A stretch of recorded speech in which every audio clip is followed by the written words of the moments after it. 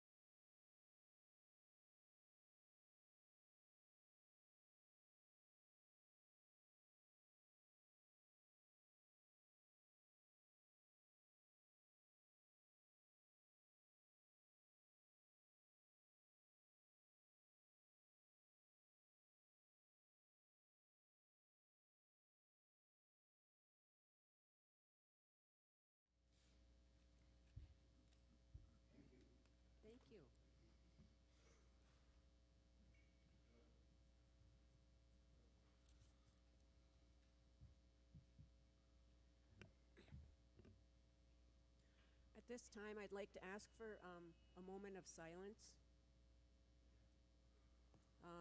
with regards to some elders that we lost recently.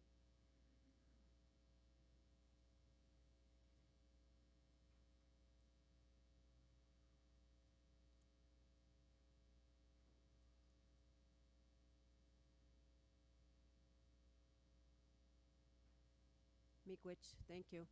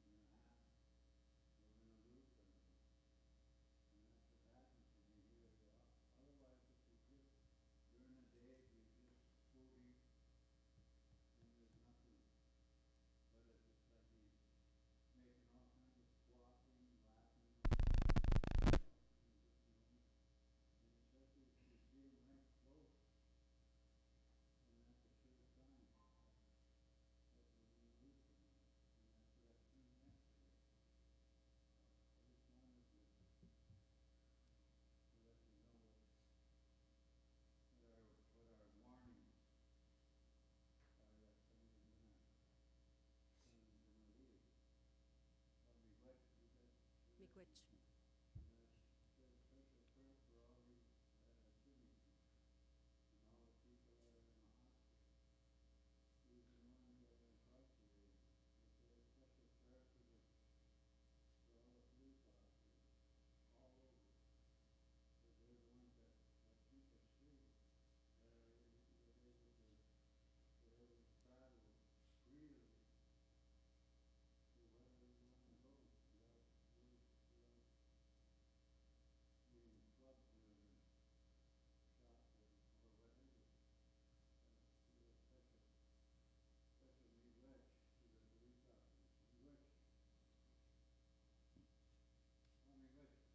Miigwech, Jean. Roll call, please. Here. Here. Here. Here. Here. Approval of the agenda. I think that just to mention to the IT people, I just got a message saying that people are saying no sound.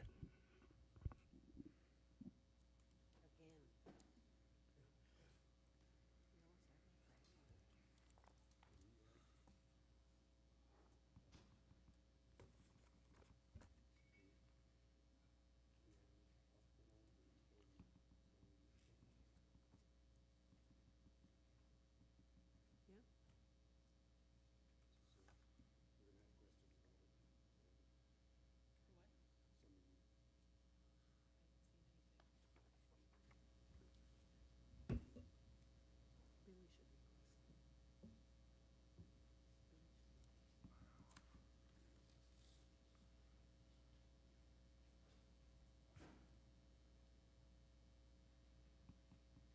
Do we have sound yet?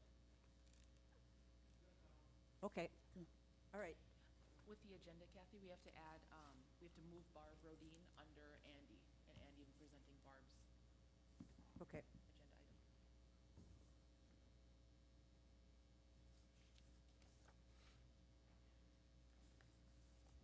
Any other additions or deletions to the agenda?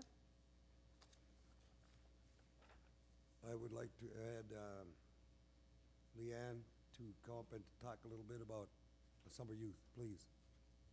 Should we put it under, after Billy?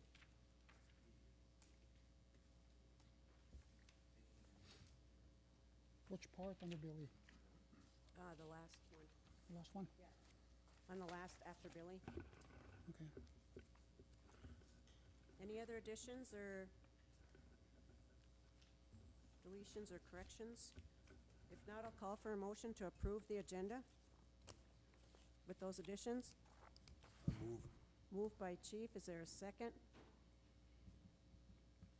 Second. Second by David. All in favor signify by saying aye. Aye. Opposed? Silent? Motion carried. Approval of minutes from May 15th, 2019 at Net Lake.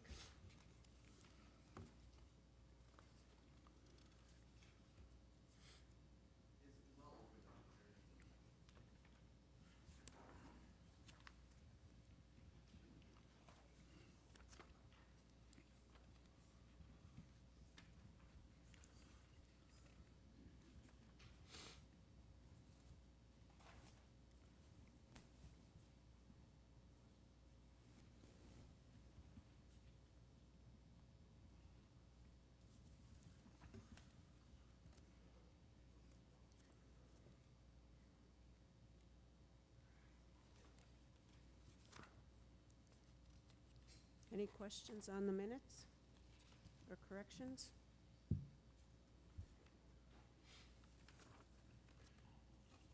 Questions, comments? Not, I'll call for a motion to approve the May 15th, 2019 meeting minutes.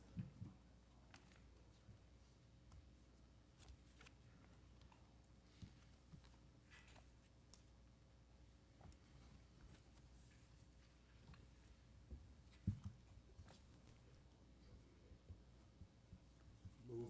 Oh, Second. moved by Chief, second by Trav. All in favor signify by saying aye. Aye. Aye. Opposed? Silent? Motion carried. Okay, first we have introduction of new staff.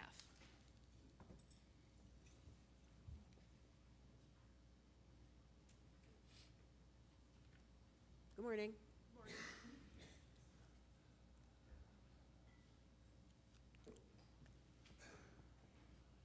This is Heidi Hansen, who is our new substance use counselor and does our outpatient group.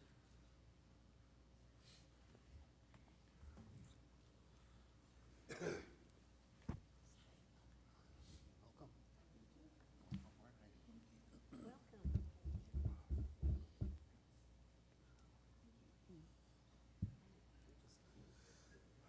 Good morning, this is, excuse me, Indelicio Romero. He is our Native Youth Coordinator, and he's in our second week. People call him Tat. Tat? Welcome, Pat. Welcome, Pat. Welcome, Tat. What can we call you? Tat. Tat? Aye. Good morning. Good morning. This is Jackie Wilburn, she's the Indian Child Welfare Indian Child Welfare Administrator, admin, assistant, I guess.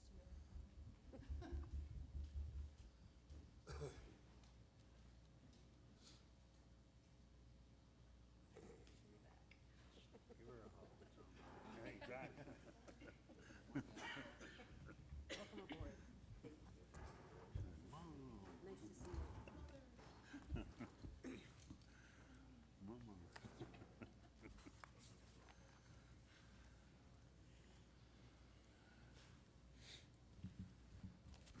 Okay, next we have the consent agenda.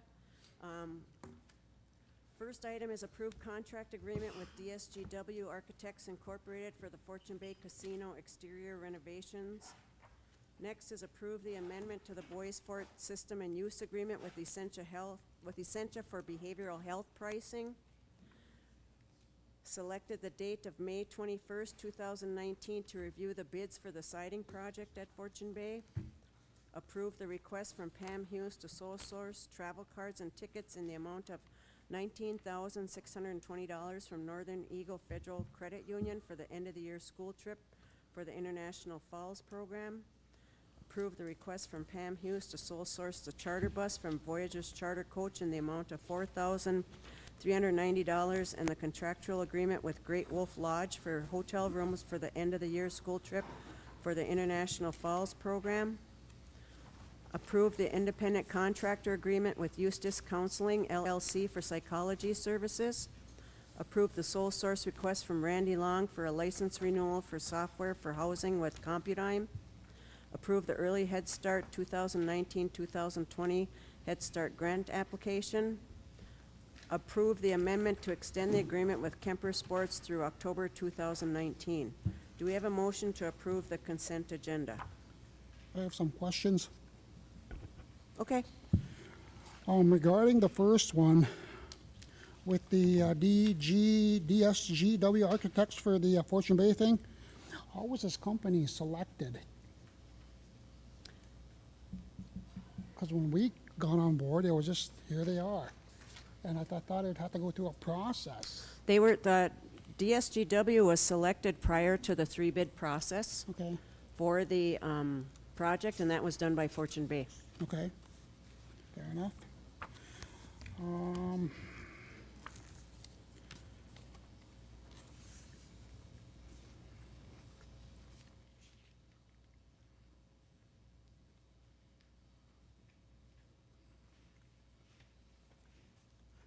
And then regarding the authorized council poll to approve the amendment to the Bois Forte Systems Access and Use Agreement with Essentia is attached. If you look at page 1,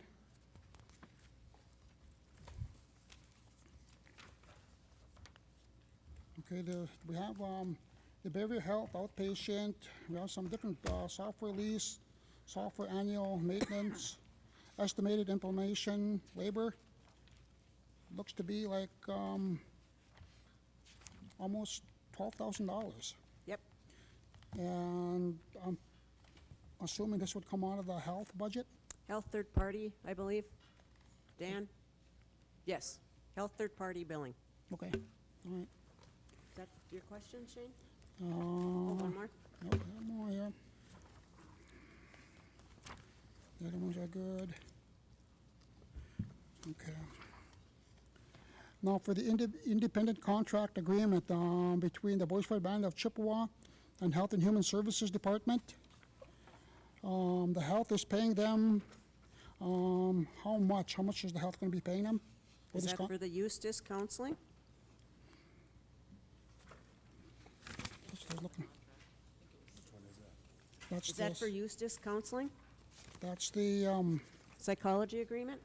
I do believe it's the Health and Human Services and, yep, the counseling one.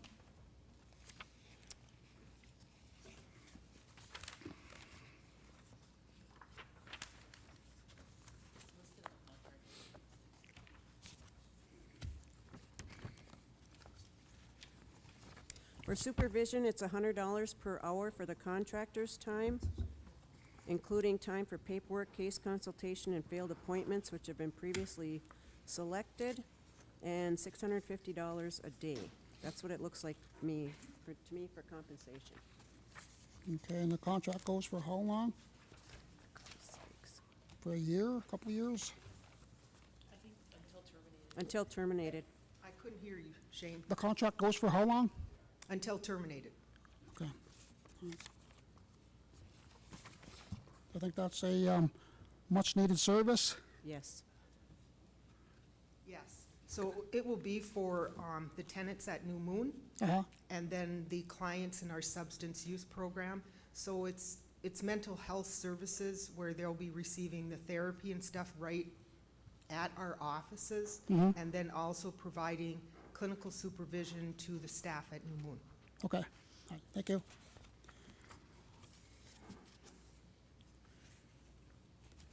And then, if you look underneath the, let's see here, this is the one from Billy. This is the authorized council poll for EHS 2019 to 2022. Bois Forte funding approval.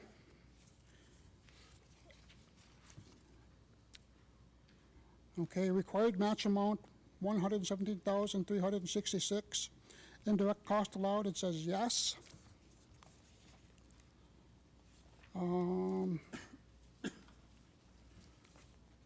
But I don't see the amount of indirect that we will be getting back for this.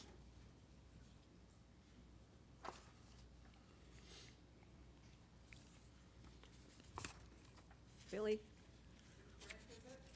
That's, Head Start? Really Head Start grant application? I don't understand.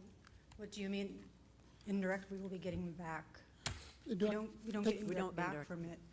they don't- Indirect is they- allowed. So to they be don't take out, charged. they don't take out indirect from this? No, we don't, because the way they charge, they have an administrative cap, Okay, and indirect cost is part of that. okay, And when you charge the administrative costs that we expense out, such as Christine's salary, portion of her rent, there is no room for indirect costs, okay. so that's why we don't pay into indirect costs. So then so then basically, if we're not charging them indirect cost, then we have to absorb that cost somehow? Correct. Correct. Yep, that's why when we do the budgets, there Uh-huh. is part of money that says goes to indirect. It's for the that's called a shortfall, Mm-hmm, because there's a regulatory cap on it. okay, So the costs don't disappear, someone has to pay it. Yep. And so when we did We the do. budgets, we budgeted for shortfall. okay, And We that- do it collectively, we have if you go back and look at the 2019 budget, we have, from the Fortune Bay distribution, we did budget for That shortfalls. shortfall. okay, And that cap is 15%, that administrative fee, right?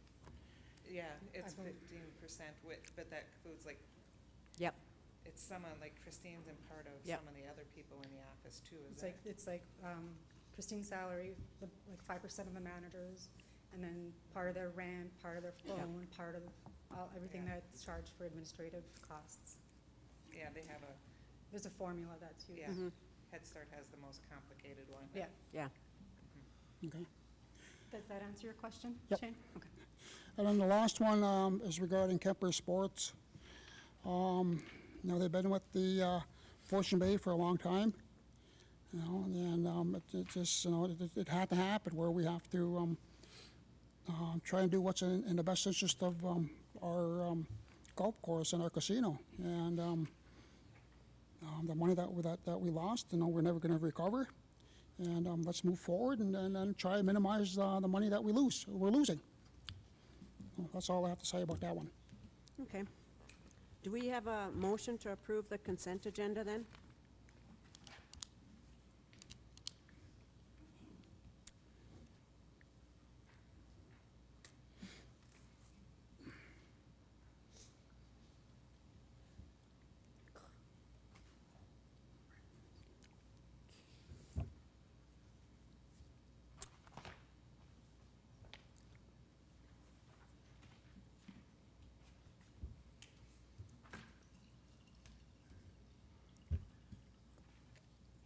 You can approve the consent agenda?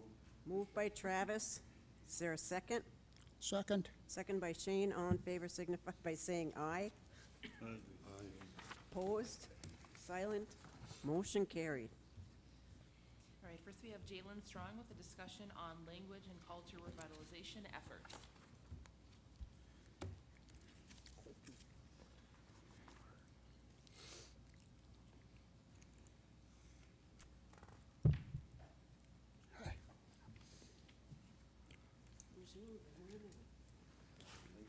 Yes, congratulations, Jalen.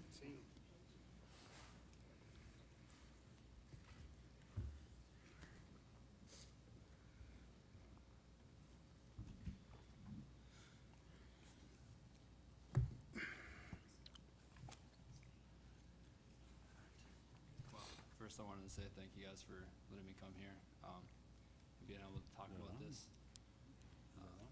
So I guess I was wondering if you guys, if like the tribal council really had a plan at all for like Hold on, language. one second, Jalen. Can you guys hear? Is the mic on?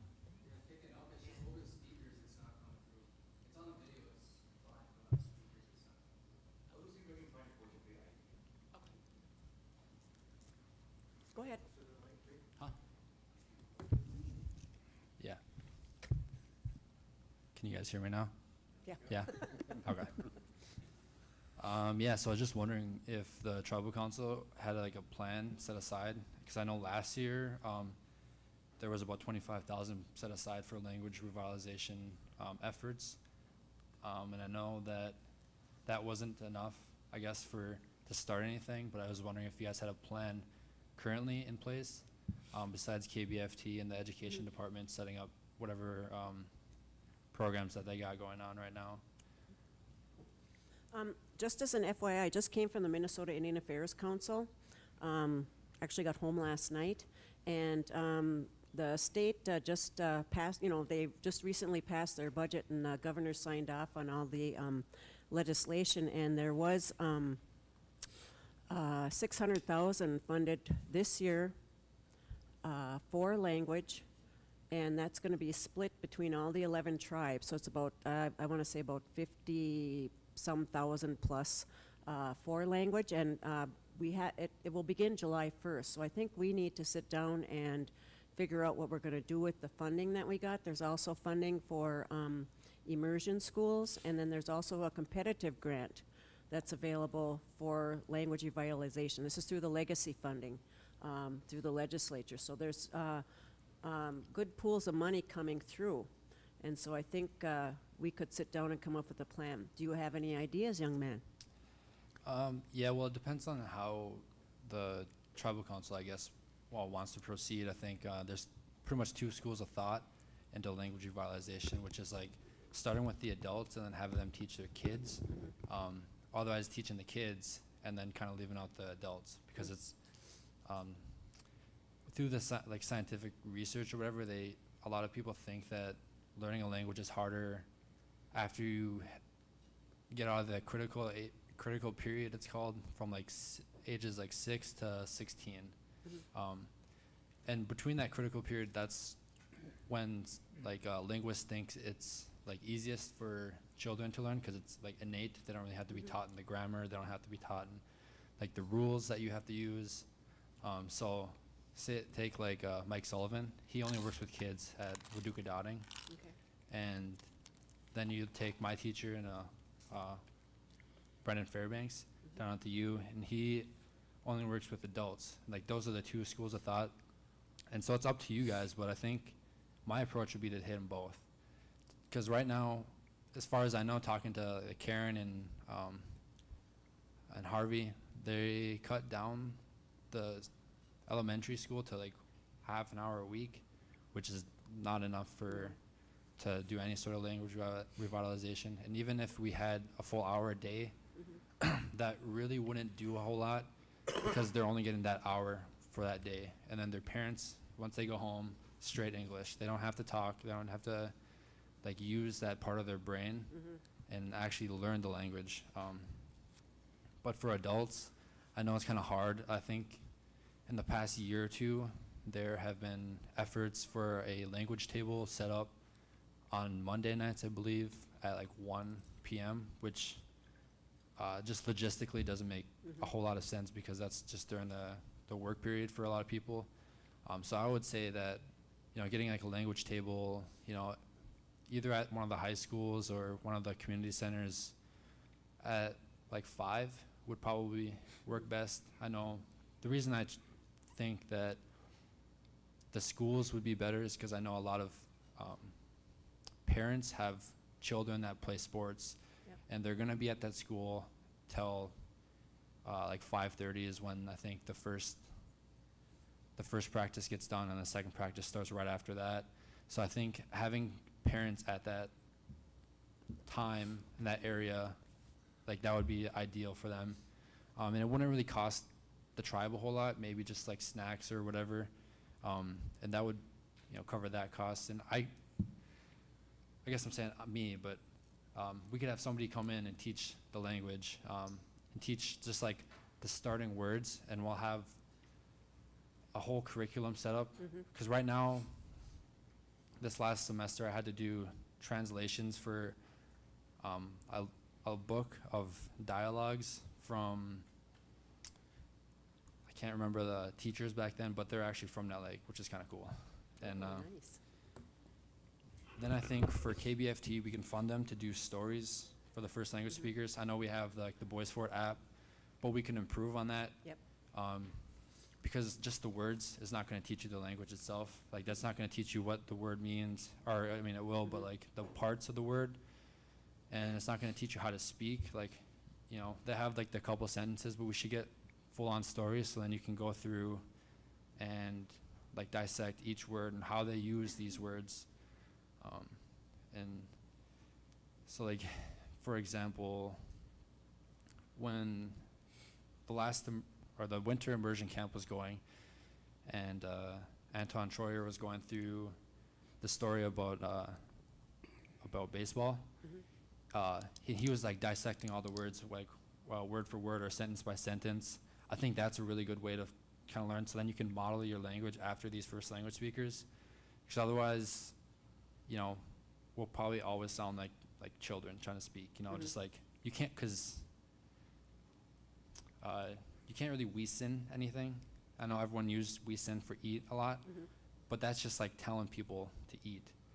But you can emo something, like animate, you can me-jin something inanimate, and then you can we-sin, right? So there's 3 different ways to say like eating something, and I think it's important for for us to learn that, so then we can speak to our children while our children learn that in the schools. And then I think something that would be fun for just like the community in itself is if we like funded something for lacrosse sticks. I know Ben Spears is kind of the Yep. big guy to reach out to, and those cost about $90 a stick and $20 a ball. But I've recently just picked up playing it during the winter, and it's really addicting, and I know it brings even like the shyest people out of their shell, and they really get to talking, and then we can have, you know, language programs incorporated into that, so that they learn the terms for you know, throwing or something like that, because even with that, there's different words for throwing something with an object, like a stick, or otherwise throwing something with your hand. Like, there's different words for that even, you know, so I think it's important. It would be nice to have somebody being able to help you distinguish the two. And I don't think immersion for parents would be the most ideal, because it's hard for adults. I'm going, you know, just trying to learn the language straight off of being told something and not really knowing what they're saying, and try to infer that and try to memorize that into yourself, versus like being told that in English and then be like, this is what all this means, and then being able to apply that and talk to other language speakers of the same level, I guess. And so that's pretty much what I was thinking for right now.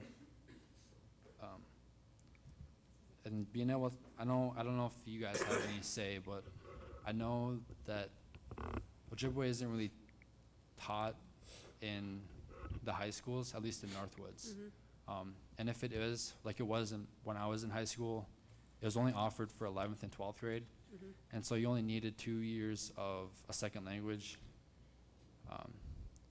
But they offered Spanish in 9th and 10th grade. So I know that a lot of people took Spanish in 9th and 10th grade and then just didn't have to take Ojibwe those years. So I think it would be important to try to push for Ojibwe being taught 9th and 10th grade as with Spanish being taught in that same grade range. I think that, you know, I must commend you, for young men as yourself, pushing a language like this. That's just important. You know, that's good. That's great.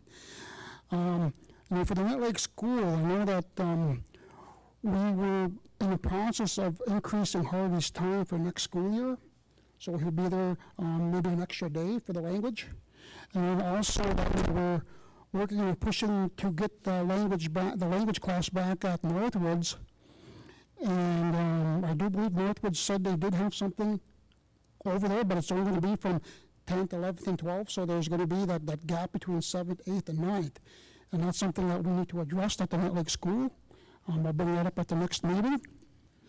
Also, I think that we could probably put this on the strategic planning, Jenna. Make this part of it, put the language on here as one of the important things. Also, the youth, as well as the elders. And then I know that I think it was last week, we talked with the Northland Foundation, down in the executive boardroom down here, and this is one of the things that we brought up, was that to maybe get some funding for this, something for the language, something for the kids. So we are looking at all avenues to address this, and hopefully we can get something going. Commend KBF team, what they're doing, George and the boys, they're doing great with what they're doing. Also, the events that they have with all the roles around the language and events and trying to teach people stuff, that's great. First, I'd like to congratulate you too on your recent graduation. Congratulations, and it's so nice to see a young person up here asking about the language. And I know that when I was down at the cities this past week and a half, that the language was discussed and the culture was discussed a lot. And I know like one tribe is actually looking at Rosetta for the language. That's the Mille Lacs band. They're just going to be researching it right now, but we know there's dialect issues and all that. But another tribe has an apprentice that works with a traditional speaker. And so tribes are trying to, because we know we're losing our traditional speakers. And so, but I guess with what Shane said on the school side, we did discuss that with Northwoods when we had our tribal consultation, or 242, I should say.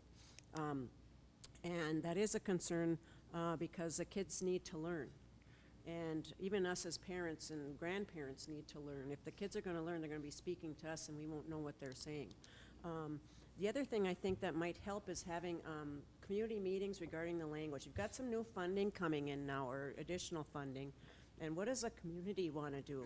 I think evening time is a good time for events instead of during the day because everybody's busy. But I think maybe if we could set up some community meetings regarding language and culture, both in Nut Lake and Vermilion, to come up with some plans or some ideas on what they want to see. And maybe some ideas. I mean, the more ideas we have, the better. I like some of your ideas, Jalen. They're really good. And so, Billy?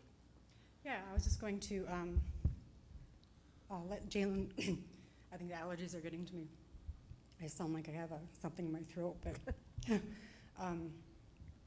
the Nut Lake School started a committee for language and culture, and I think it was about 2 months ago, they had Red Lake come up and talk with various, Mr. Veracek invited different people from, just try to get as many people that he could from the tribe, in the community, elders, as much people that he could.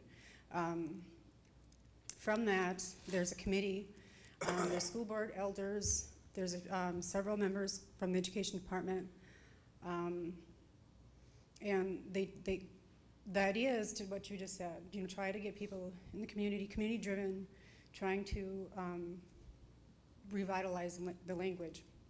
And I was hoping that Chaz would have been here by now. He could expand more on that, but I think he would be a great addition into that committee, just to bring the ideas and help that move forward. And they're not funded right now, but they're talking about seeking funding. So that was one thing I wanted to bring up. And the other thing was when you mentioned about the language in the high school, and a few years ago when we were writing for the A&A grant, and that's what the youth had, when they were talking about issues and barriers in the school, and they talked about how the language class was taken away from them, that they had signed up for it in the fall, and when they came back in the spring, the program was cut. And, and I think one thing that at the state level, they have to recognize that Ojibwe is a second language, so that can be, a credit that's transferred. And Christine and I are talking about, as far as Head Start and early Head Start goes, they leave Head Start with an average of 40 to 50 words, but then, a lot of that is lost if they're not. It's not continued at home, and or in the school. But there are other tribal Head Start programs that are immersion, and that is something that Christina has talked about in the past, that because we are a tribal Head Start program, we could pursue. So, we will be taking a look at that.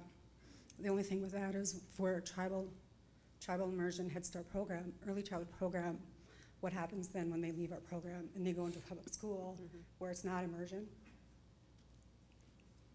Chaz is here. Hi, Chad. I was talking about you. So we also recently received an ANI grant. It's called iLead, and that is to, the goal of the iLead program is to increase GPA and reduce attendance, absenteeism, and through the use of culture and language. And one of the ideas is providing activities to the students on those days when there are activities in the school, like you were talking about before, sporting events. So on those days, if you have ideas the ideas that you're talking about of bringing in language classes would fit very nicely into the activities of that program. They could go hand in hand. Boys and girls clubs in their area that you could get into with language activities. And then last year, I did submit as part of my tribal requests for budgeting, and it was very basic at that time. It was about $95,000, and I understand due to the budget situation why it was not funded, but I will be submitting again this year, just a heads up. So I want to ask Chaz to come up and because I talked about the committee from the Net Lake School, and I wasn't there at the last meeting, so I don't know if you just give an update, it was discussed there. Oh, you weren't there either? Okay. Do you have any? Okay. I'll have Leanne expand on that. So we didn't really get far in the meeting. We were just talking about who we want on the committee. We identified we wanted some elders, we wanted some students, and I believe we were looking for a council rep, and then I think even a school board rep. So I'm not sure if Jim talked to you, but so those were the kind of things that we discussed, nothing in depth. I know when I was down at Lower Sioux yesterday that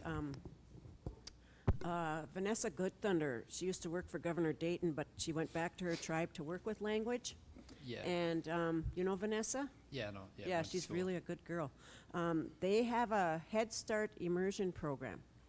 And I asked if we could come visit their program because I know that Prairie Island also wants to go visit it. So we'll be going down there, and I was wondering if Billy and Christine would like to go and view it because it's sounds very exciting to have. So, Darren? Hey, Hey. do you remember when Brandon Benner was in office? Yeah. And he started that language committee? Mm-hmm. And now it's not active anymore. So I was thinking maybe we're gonna form another committee, hopefully it stays active, I had a question about, what about when Donald Chosa was working down there with language and culture? When he was let go, what happened to that position? I believe that position was funded through Fortune Bay dollars, and it was never budgeted, and so they had to find money for that position when he was hired. And then due to the needs of the other programs, it kind of got taken away. Okay. And then when they hired, what was Teresa Knife Chief was working up at the school? And then she quit or something, and then what happened with that position? Was that a grant? That was a grant. Are they gonna go after it again? Is it available anymore?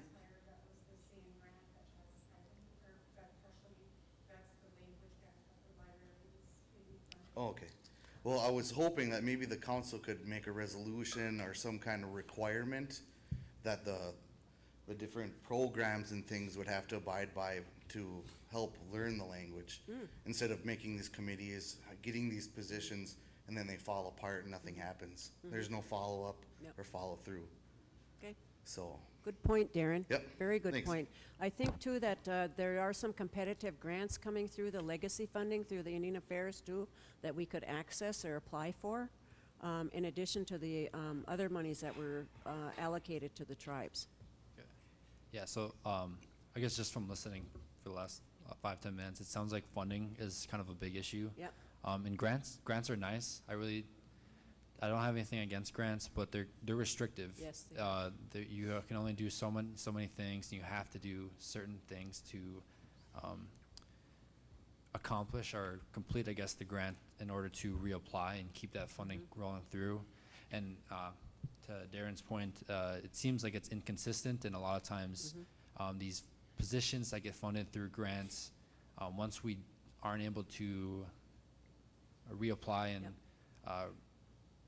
They just get go away. the grants again, they just kind of disappear, and then the community is kind of left wondering where that position goes. So I guess I would like to see if the tribal council would be able to fund positions themselves, so that position will never really fades away, and it never, it's always something there. So even if somebody leaves, that position is then open again for somebody to reapply to, or to apply to, and then keep that position going. And I just wanted to thank you for bringing that up. That is very true, and that is what I had, remarked on when I proposed the budget last year, is that you can go after a grant this time and it get funded, and it is restrictive. But when you go after another grant, they have different priorities. Yes. It's often going to be different than what you have done because they want to see different goals. So what you've done this time, you can't continue. And you should be funding, if language and culture is important, that every election year, it's always said how important it is. It should be something that's funded, just like you fund community pickup, cleanup, things such as that. It should be on your funding every year. And the grants should be supplementing that. And so there's consistency. And I just want to say thank you, Jalen, for coming and giving your input and your thoughts. And it's nice to see someone young and well-spoken come and talk. And you're my nephew, and I'm very proud of you. But I just wanted to say thank you. And I think for Vanessa's school, I think that Lower Sioux funded most of their most of the money required to build it and then get it going. And I know that for most of her staff, they're second language speakers, and they don't really know. I'm smiling because Vanessa and my girlfriend are really, really good friends. Okay.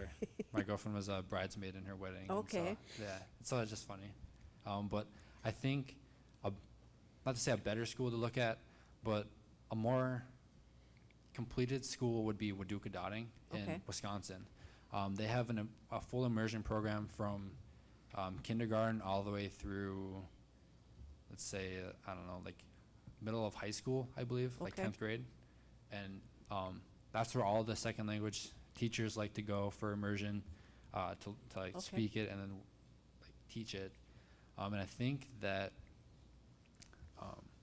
one of the requirements, I think this would be a nice requirement for us if we ever got something going, is that in order to have your kid go there, your parents also need to be Oh, involved. They Yep. need to be taking a language class. They need to work somewhere in the school, and they have to be learning the language in order to even have their kid go there. And that's how a lot of Kamehameha schools work out in Hawaii. And so I think those schools would be good for learning how to revitalize the language and keep it going and keep second language learners improving. But I think Vanessa's school would be a really good school to learn how to get a school started, I guess. I know she got it through the Office of Head Start, the program itself, Yeah. funded through there, so, oh, Pam, I'm sorry. It's okay. I just wanted to thank you for coming and speaking on the language and culture. Even like within our mental health and substance use programs, that's what we're trying to do, is to bring in our culture and language. So one of the things that we're trying to do is get our program certified as a Wellbrighty program, and try to get away from using substance use or chemical dependency because of the stigma and stuff. But by teaching them when they're younger about the, bringing them up in our language and culture would be, it's healing. It's healing for our kids to be able to know who they are and where they come from. Because one of the biggest things in substance use that we've said for many years is that our culture is our prevention, and our traditions are our treatment. So, we're now seeing some changes within our own outpatient group. And yesterday, our clients that came to group took it upon themselves to label everything in our office in Ojibwe. And that's huge, because we've never had that happen in our group, but they're taking that amongst themselves to be able to do that. So it is important to bring our kids up knowing their language and culture. Thank you. Yeah. I And, think, I guess to your point, there have been studies done on different Native American tribes that are in the same position that we are, where we don't really we have like linguistically it's determined that it's a dying language, and then there's a language revitalization effort put in, and then the drug and alcohol use and abuse percentages go down by a large amount. I couldn't tell you the exact percentage, but I think it's around 20 to 40%, and just that alone is it's great to hear. It's really inspiring. So. I'd just like to point out that, one of our elders, he was in a wheelchair, and one of my relatives, Wilbert Jig Strong, how he kept himself fluent was that he would have conversations with himself, because he couldn't get out and about and go talk with people that were fluent. He'd have conversations with himself. He'd say, "Ni Bakade, I'm hungry. Bakade na, are you hungry?" So he talked to himself in the Anishinaabe Marin, and that's how he kept his language alive with him. And my Auntie Karen was telling me about that, and I thought, wow, that's awesome. And we got to try our best to continue on with what we have. Otherwise, it's going to disappear. Federal government's going to come in and say, you guys are assimilated now. Then what? Scary thought. I guess I would like to thank you. That was good. I think I brought this up once before, the Head Start. I think we really need to start early, and it needs to carry on through high school. I do think, council, we need to set aside a specific amount each year of money in our budget. Where it's gonna come from, that's kind of We'll a figure thing it out. right now. But we do need to look for the money, with the next budget coming up. pretty soon we should start looking and we should start figuring out how where we can get the money for this. Yeah. Because it is really important. You know, I've talked to, the people, I've said, you know what, we should, when we're talking, we should have a feather, and it should be passed to each talking person. circle, You know, the old ways, you know, some of the older stuff, and once we start doing that, we start grasping more and more. Like, we should all start, when we come up to the mic and introduce ourselves, our name, you know, the scuba nays, you know. How many people use their native name? You know, I do only in ceremonies. Why, I don't know. I mean, I kind of know, and it's a long story, you know, and I could probably go into it, but I think, I also mentioned that we should start doing at work, phrase of the week. Like Shane just said, you know, just that, you know, that phrase, we could do that, and then everybody participates, and at the end, whoever has it down first or down best or something, you get a little prize for all the people that work. Yeah. You know, I mean, there's different ways we can do this, but I think the main one is working with the Head Starts. Yeah. It's a proven fact, like the Swedish people and Norwegians and the Finnish people who have less restrictions on how, you know, rules and like the English language has a bunch of rules. The Swedish and stuff have less rules. And they, the French, or the, what did I say, Swedish, Finnish, and Norwegians. They can come over here and they can pick up our language a lot quicker than we can. Because they have less rules. We learn the English rules, you know. Yeah. English is one of the toughest languages to learn just because there's a lot of grammar and stuff that doesn't really make sense to people that are trying to learn, you know, that have different tenses and stuff. We don't really even think about it. There's a lot of innate stuff that you just learn as a kid that you don't even realize that you're saying when you're using English. You know, like say the word because. You know, there's ways to convey that thought in Ojibwe, but it's so much more complicated than just saying, I did this because, you know, I took my hand off the stove because it was hot. You know, there's a different way to saying that. And I think for your phrase of the day, I think what would be cooler, not saying that your idea is not cool, but He's not cool. if you had a question, right? If you had, what are you going to do this weekend? That would be a good, that'd be a good way to do it. And then have people call into KBFT and then give the response, put the best one that, you know, George thinks is the funniest or the best one, you know, Voyageur, Tage, Wigamagong, going to the casino, you know, something like that. And then putting that on there, and whoever gets that gets like, you know, some sort of little coupon to the C store or the Y store or something like that. I think one good idea that would get going, I guess, for the Head Start would be to kind of fix the relationships that we have with our elders. I know we have, you know, Deti come in and do the invocation all the time. But how many people actually go and stop by his house? You know, how many people go talk to him? I think that's something that the community kind of needs to do, and especially that the tribal council needs to take up. I know probably 40 to 50% of the time I come up here, I at least stop by Karen's house and talk to her for about an hour. And what you were saying, Shane, about Jig, I was talking to himself. I feel like that should never have to be a thing. You know, we could just go to his house. We could just go to their houses and just talk for a while, or just let them talk to us, even if we don't understand what they're saying. You know, even I've been learning Ojibwe for 4 years, and like, even when I go to Gene's house still, like, he'll say something, I'm like, no idea what you're saying. You know, and that's a thing that I think a lot of people are gonna have to realize.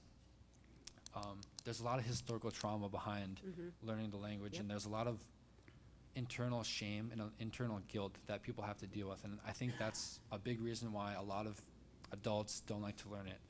And when somebody else that, you know, and I saw it in the immersion camps when the language teacher at Virginia, the old language teacher at Virginia, would come in. She's not a native woman, but she speaks it better than, you know, the people at the immersion camps. And there's a lot of people that were kind of upset about that, and we're kind of like, why are you speaking our language, kind of thing. But that's not how it should be, you know. Yep. If somebody's speaking our language, that's good, and they should like help learn from that Yep. person. And that's just from that like internalized shame for, you know, like, I guess what Shane said, feeling assimilated. Yep. They feel like they're not as native if they don't if they don't know their language, or if they don't learn it or whatever. And I think that would be a good way to start. And I know that's, whenever I've talked to Karen, that was kind of one of the reasons why she doesn't go up to the Head Start and daycare. You know, one reason is she doesn't really have a ride anymore. Yep. She kind of needs somebody to help her get around, and also because she feels that that relationship is non-existent from, you know, the tribe, or from the school board or the tribal council to have her go up there. And she doesn't really feel welcomed, I guess, Okay. by the teachers and stuff, is what she said. And then even for like the language camps, you know, we had James Vukolich come in, and Anton Troyer. But I don't know why. You know, we had Maji Goniash, Jordan come down, I guess. But I feel like we should have our own speakers Our as own like the people? main people. Yeah, because I mean, a first language speaker is still a first language speaker no matter where you're from. And I think our dialect, you know, should be prioritized for these positions and for these teachings and stuff. You know, even if they're struggle right now because they don't have anybody to speak with, eventually they'll get the hang of it because it's all back there. You know, if you don't speak English for a while, you know, you still know how to speak it. You know, you still know how to, you know, I think for most of us, we still, like, whatever we learned in Ojibwe, we still will understand it and get it back if we start using it again, you know. Like you were saying, Chief, like, you know, you still know your name, you know, even if you don't use it for a while, you still know it's still back there. I think it would be important for them, or important just to get the first language speakers in those positions and speaking again. Can I ask you what your plans are for, now Right that you're now? done with school? Yeah. So currently I applied to the Heritage Center Executive Director position. Okay. That was I guess going on the Bois Forte website, that was the only position I saw that I could really actually immediately start making changes to what we're doing. I think there's a lot of good ideas that the Heritage Center could do. You know, like the Heritage Center could start implementing all the traditional games that we had. Otherwise, I'm gonna apply to Oshki Ogimog up in Grand Portage, and that's an immersion school for Head Start and like elementary school, I believe. I'm also looking at positions for the tribal liaison position from the Department of Education. There's a daycare in St. Paul that I'm gonna apply to, I guess. So I'm just kind of mostly looking for jobs. I currently work at Gulf Galaxy. Would you prefer staying around here? I know you're Yeah, kind of a that's- cities boy for a little while. Yeah. Yeah, things don't close at 10 in the cities, so, yeah. But that was my biggest thing from living in Minneapolis for 4 years was it's nice to get McDonald's at like midnight. But yeah, actually, that was the plan from. So I wanted to be a dentist when I went to college, right? Yeah. And then I really had to take a look at myself once I got to my second and third year, and look at what I was really interested in, and the language was really important to me, but then my tribe was the most important to me. So I think I would be happy to come back and help get stuff set up and going. And you know, I would have to speak to my girlfriend for a while, because right now she's in like her perfect spot, and I don't want to, you know, make her do anything, I guess. And she's going to be applying to doctoral programs coming up in this next fall. So Nice. there's a lot of things going on the table, but yeah, I would be interested. I mean, it's just, I love your drive, and I like your ideas, and you're so young. And that's what we encourage our people to do, is to go to school and come back and hopefully be able to give something back, or help us in our efforts, whether it be in language or dentistry or whatever. And I really want to commend you for coming here today, because you're a good role model for a lot of young people. And you really opened our eyes here, I think, even more so with regards to the language, and just hearing a young person come to us and say, hey, this is really important. And these are some ideas I have, and there's things that you can do to get it back. And so I really want to commend you on that, Jalen, and I think it's great.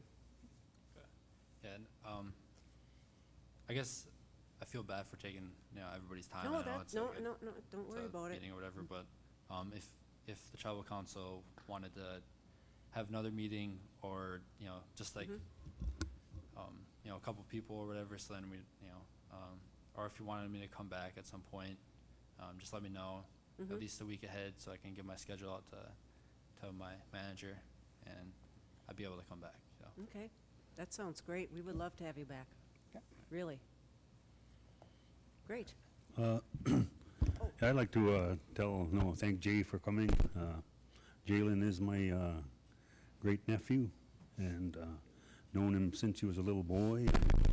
Babysat him many times, and he's at the house playing with Darian over the years. But I want to thank and commend Jay for taking time to come here and share his ideas.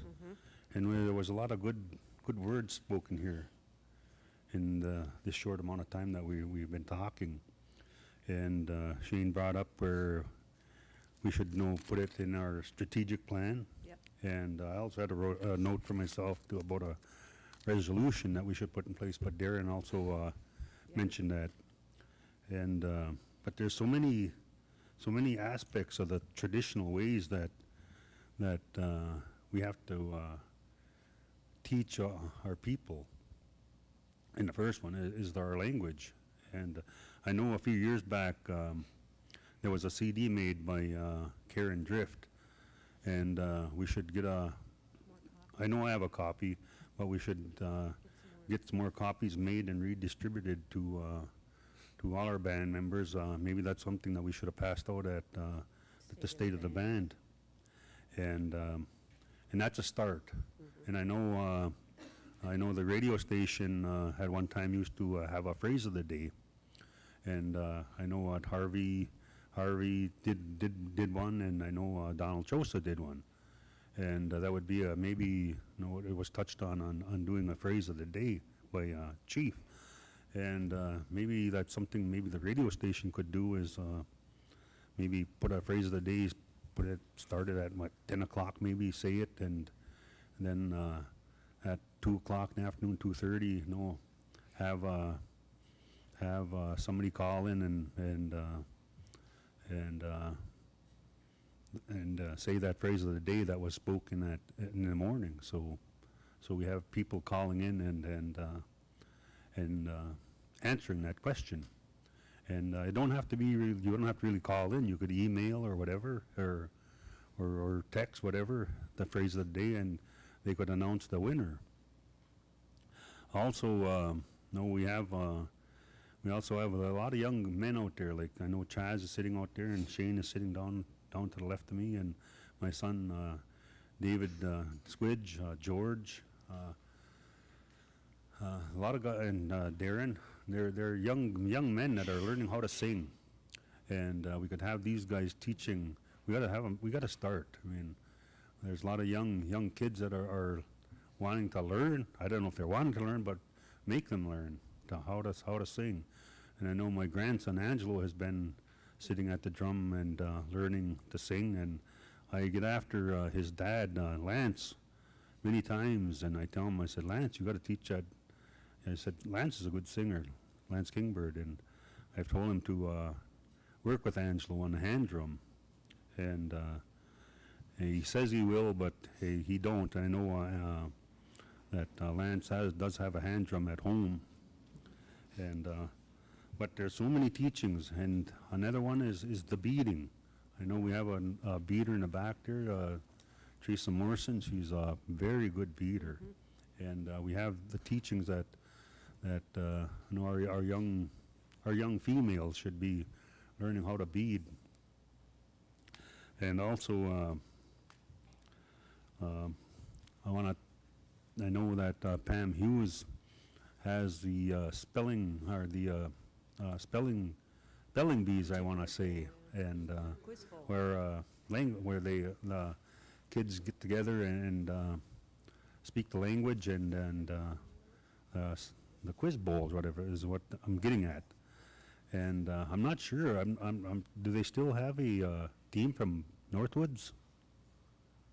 I don't believe if we have a team from Northwoods. We did bring 2 teams up to when we did the Ojibwe Jeopardy Bowl. Okay. Falls, they did have a couple teams come up. Okay, because like I know we said, you know, we start early, but again, you know, once they get to or Northwoods, they lose that because they don't speak it all the time, and so that's something that I think that we as a tribal council should start working on with our division directors, and put in place a timeline with the strategic plan on where we'd like to be, where we want to be, and where we should be down the road, because there's so much teachings out there. There's dancing. When I was at the Powwow this weekend, it was really good turnout too. It was a good weekend. It was sunny, a little cold on Saturday, but everybody had a good time up there. And but I hardly see any of our little ones dancing anymore. And so we have to have people, you know, teach them how to jingle dress, teach them how to fancy shawl dance, and same way with our boys. You know, we have kids that are out there that really don't know how to dance. You know, and we have different dancers out there that the men do. There's the grass dancers, there's the traditional dancers, and then we have the fancy dance. But again, you know, we don't see very many of our young people learning the way that we should be teaching them. And but there's so many stories that are out there that we have to teach and learn. And I don't know if any of you has ever realized, but you know, in the wintertime when I was told that there was and I should be mad at myself for getting that story. But when you see in the summer or in the wintertime when it's cold and the wind is blowing and you see these snow that's swirling around when you're driving down the road, I was told at one time those are our spirits, and I forgot how that story was told to me, and you know, that's my own fault for forgetting that story. But there's a story to those snow swirls that are swirling in the wintertime. And again, I think that we should utilize Jay's idea here today and start that process of getting off our keister and start getting back to our teachings, because we're starting out, like I said, we're losing our fluent speakers.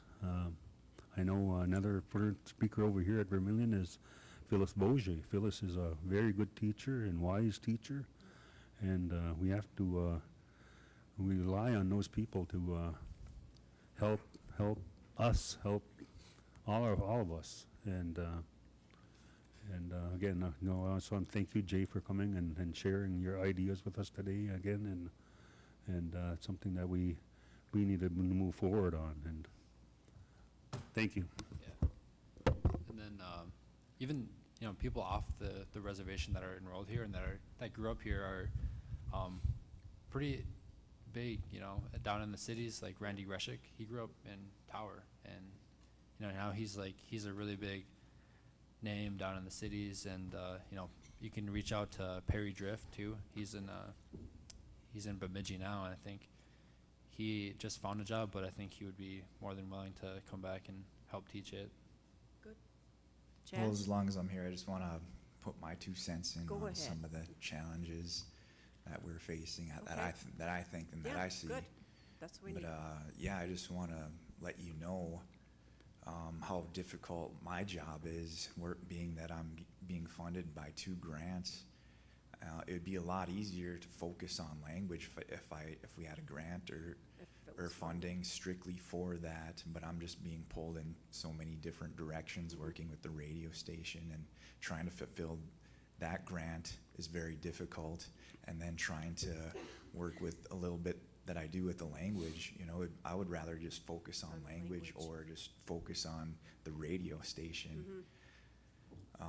That's one challenge that I have. And another thing is people shoot themselves in the foot from the get-go, saying that our language is too difficult or dialect. It shouldn't be about any of that. And they say that we're losing our language, and they have all these negative things to say already, so they already have that in their mind, and I think that's a mental thing of setting themselves up for failure, and it's really not a difficult language at all. So we got to get rid of saying those negative things, because I think we're just shooting ourselves in the foot that way. Another challenge that we face is the amount of speakers in Bois Forte. So our dialect is probably going to die out. But at the radio station, we do have a lot of audio that's archived, and we'll continue to gather as much audio and video from our elders and our band members as possible while they're still here. And another thing is those language speakers, they don't teach it all anymore. So that's another challenge that we face. So we have no other choice but to find outside sources to come in here and teach us the language. And dialect is not important at all in the scope of things. It's learning and learning the language first and foremost. Potato, tomato, Yeah. but it's not a big deal. I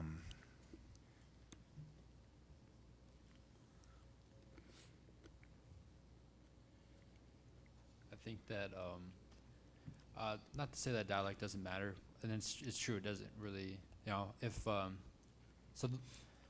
the way I learned it was the Mille Lacs area. That's the dialect that I have been learning for the last 4 years, and I can come up here and speak to Karen or Jean, and they understand me just fine.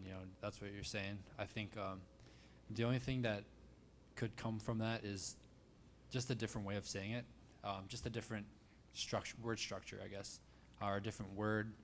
That kind of just dialect is important for knowing the thoughts about a certain topic, and that how they phrase it reflects the environment that they were in. I think that's like what you're saying, but yeah, for speaking and being able to understand, it's it doesn't really matter all that much.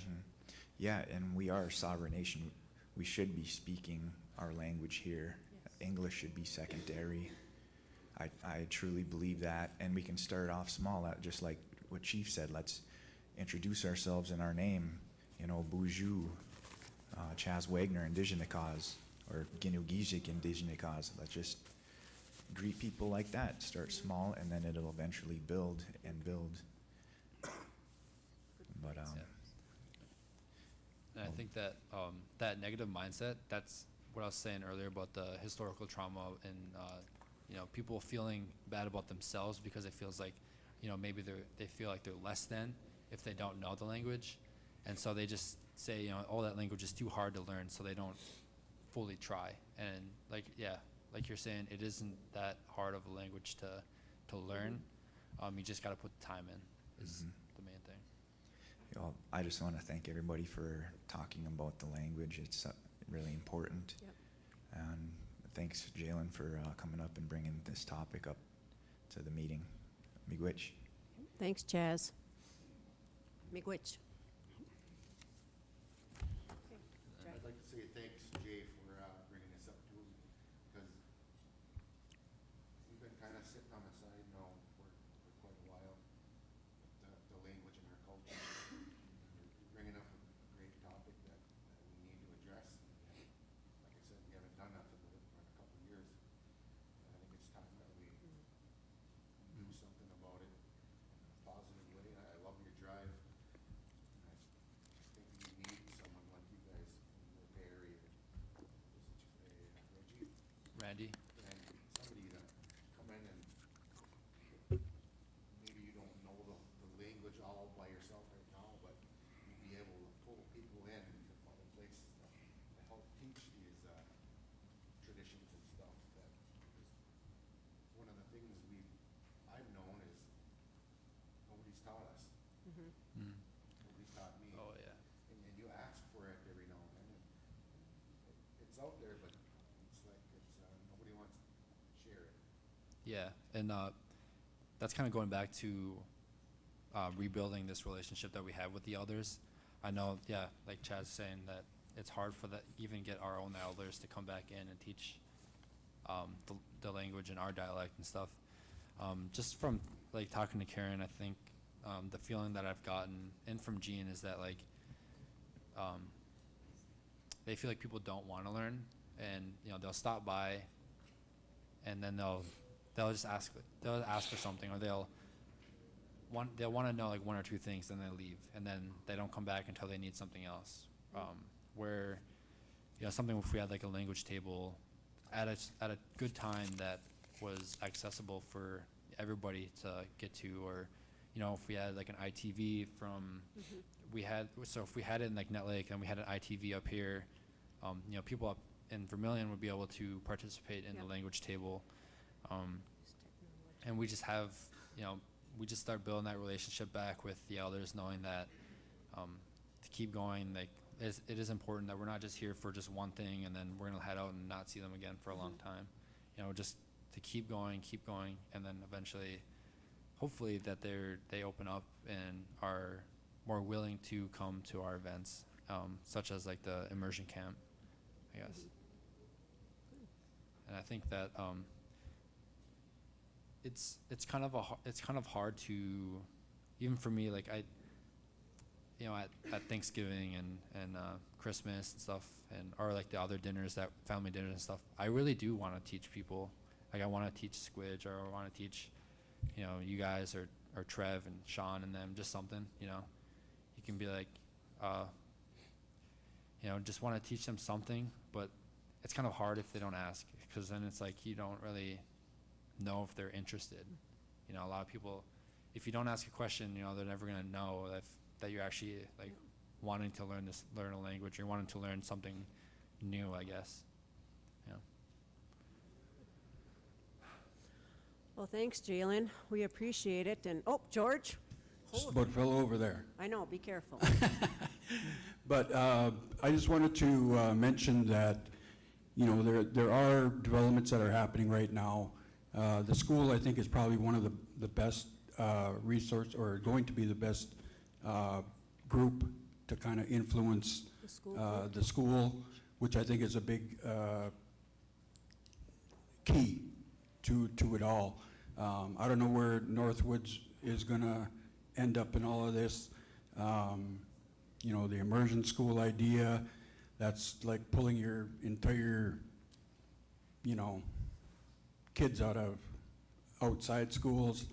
And so those kind of ideas I would like to see put over that strategic plan, but not just in a 5, a 10-year. I know you guys look at 10-year.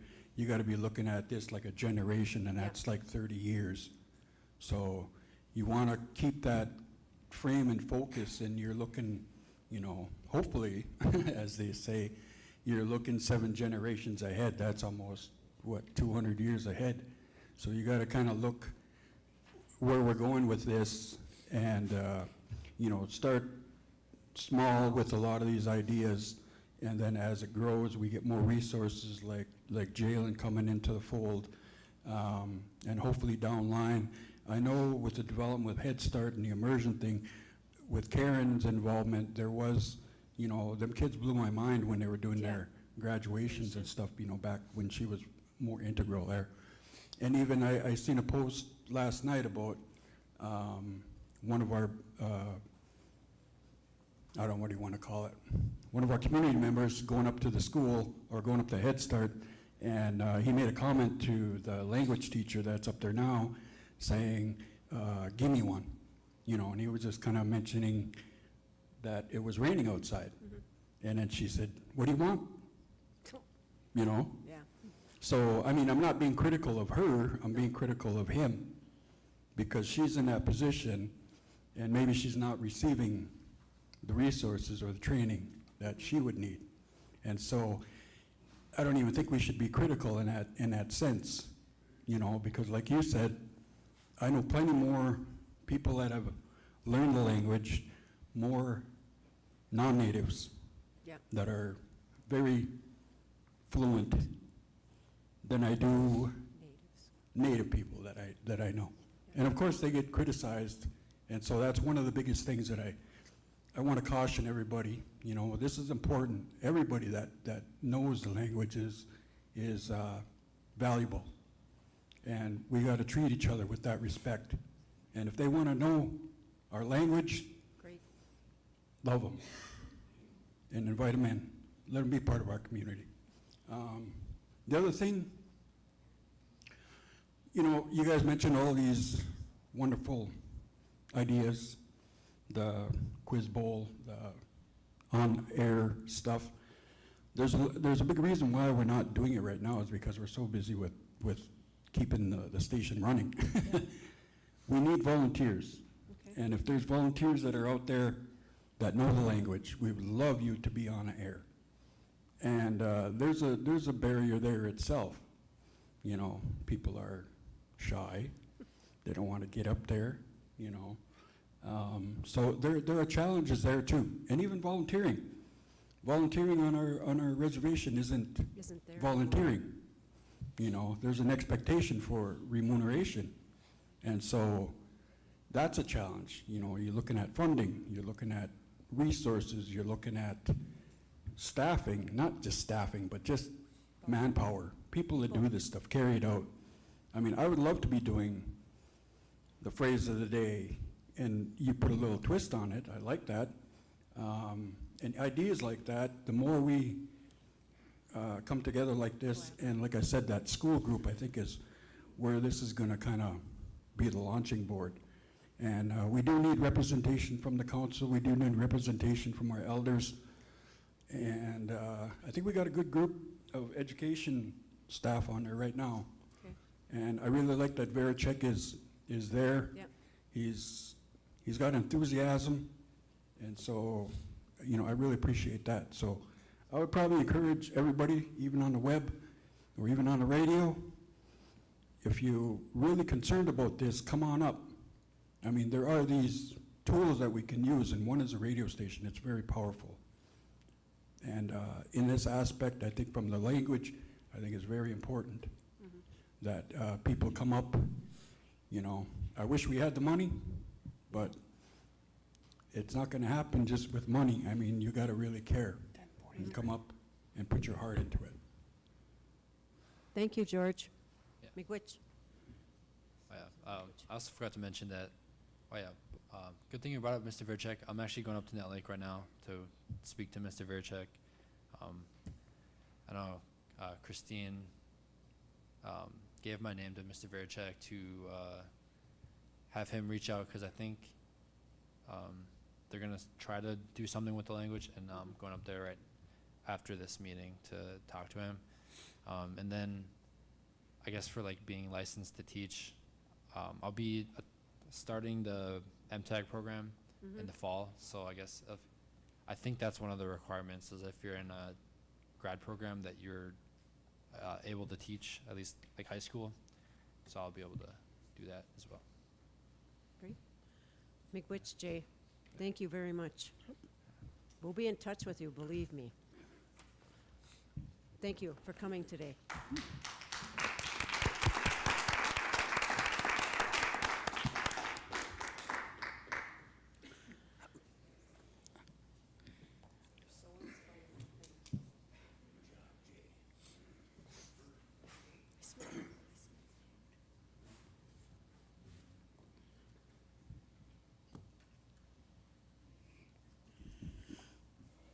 All right, next we'll have Danny Prados come up with a request to conduct raffles for the Lake Vermilion Traditional Powwow. Morning, Danny. Bonjour. Bonjour, Danny. All right, so on behalf of the Lake Vermilion Traditional Powwow Committee, I'm here to request your approval for 3 raffles. First one is a pick your own. We do these every year. We go out into the community and ask businesses to donate items such as a car wash selling kit, and people will put their own little tickets in there. Those are $1 a piece. A powwow button raffle.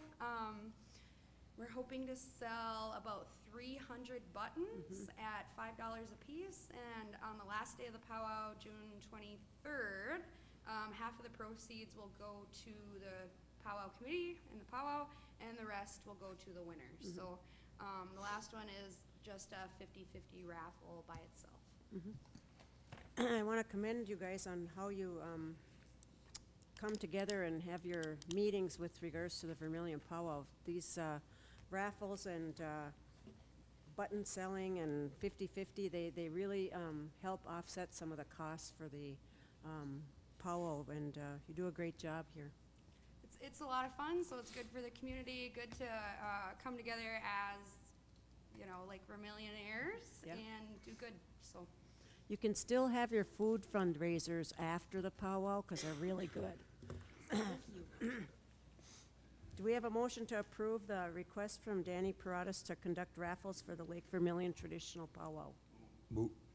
Moved by Dave, second by Chief. All in favor signify by saying aye. Aye. Opposed, silent, motion carried. And the dates are, make a plug here. June 20th through the 22nd. So 20th is the Friday, grand entry Saturday, 1 p.m. and 7 p.m., Sunday, 1 p.m. Be there or be square. Okay. Oh, there's a 49 two-step contest Saturday night. Oh. And so if you're on Facebook, you can see Terry Goodsky is showcasing this giant trophy for the winners. And Okay. there's also a big belt and maybe a cash prize. Oh, nice, good. Make which, Danny? Awesome. Thank you, guys. Yes. I also have tickets for sale, anybody that wants to buy them. Ticket or a button? Button, sorry. Button. I also have buttons, so I got them on me, even. You got yours? Pretty much right now. You better than I am. Yep. All right, Chimigwich. Chimigwich. Next, we have Kim Greiner and Dan Milbridge with the multi-year funding agreement between Bois Forte and Indian Health Services for 2019 through 2021. Bonjour. Anin, give me one. My Indian name. Okay, A couple of elders at Mille Lacs gave that to me through a ceremony okay, back in the day. okay, So I did all my talking. okay. Holy Christmas. Good morning. Good morning. You have a multi-year funding agreement between IHS and Bois Forte for self-governance. Yep. This has been in the works for quite some time. You signed off on it in at the end of 2017, I believe. And we had drafted it with the language to serve the people with the close and personal Yep. ties to the reservation. We sent it to IHS. They retyped it but then they typed the numbers out of, they reused the numbers, you know, so like Yeah. section 3 and section 3. Then the shutdown came and they finally got it back to us. Now, this current one only has the language for personal and close personal and economic ties to the reservation. Dan and I discussed it, and we'll do an amendment when they're Okay. ready to go open to the public, Okay. because there's a lot of things they gotta get through. Well, like just the space at the Vermilion Yeah. Pharmacy, Yeah. there isn't enough space right Yeah. now. There's things that need to be done before we can do that, and then if it Yeah. happens during this time period, we'll just do an amendment. Yep. Okay. Any questions on the multi-year funding agreement between Bois Forte and IHS for 2019 to 21? So once you guys decide to go open it up and you do the amendment, how long is that process gonna take? Well, we'd hopefully be able to do it before it, but I know about the self-governance side and the amendments, Mm-hmm. but there's a lot of licensing, because like you have to get certified by the pharmacy again, the State Board of Pharmacy, and have 2 licenses. There's stuff like that I don't know those timelines. We have to make sure we have 2 inventory for in the pharmacy. Oh, yeah, I think we Yeah. talked about that before, one for the band members or people on the reservation, then one for the actual, like, people at large or Yep. whatever, okay? There's a lot of stuff like to do that, so when we get to the point of probably applying for the pharmacy, we'll probably apply for the amendment. Okay. But like this, we tried to do this back in 2017, and we just finally opened because we had made good faith effort, Mm-hmm, and this is just finally putting it in writing. okay. for the And then, kind of looking ahead now with this, when you guys do want to do this, and I remember the other thing that came up was storage space for the supply, the medications and stuff. Has that been looked at? Well, we'd like to engage with an architectural firm to figure out how we can expand the pharmacy and down the road expand the clinic, as we think we're gonna need to grow in order to serve Okay, the patients. They don't have storage space, period. Right. okay, Because with that compliance stuff, getting the storage, Yep. the inventory and stuff of non-medical, non-pharmaceutical stuff has been a challenge too, I think. Yeah. Yeah. so then that would also mean that to be kind of basically open on a Saturday, maybe? Well, that'll all depend on the staffing levels that we can maintain over our plans. Okay, I mean, we would certainly like to make that available evenings and weekends, but it's all driven by this resources, so Okay. our ability to hire staff and retain staff for those positions is kind of the key. okay. Okay. Any other questions for Dan or Kim? Not a call for a motion to approve the multi-year funding agreement between Bois Forte and IHS. It should be Move. for 2018 through 21. Moved by Shane. Is there a second? Second. Seconded by Chief. All in favor signify by saying aye. Aye. Opposed? Silent? Motion carried. Thank you. Thank you. Miigwech. Now we'll have Andy with a change order request for the courthouse project to add in the generator and the parking lot pavement. Who's you, Andy? Good morning.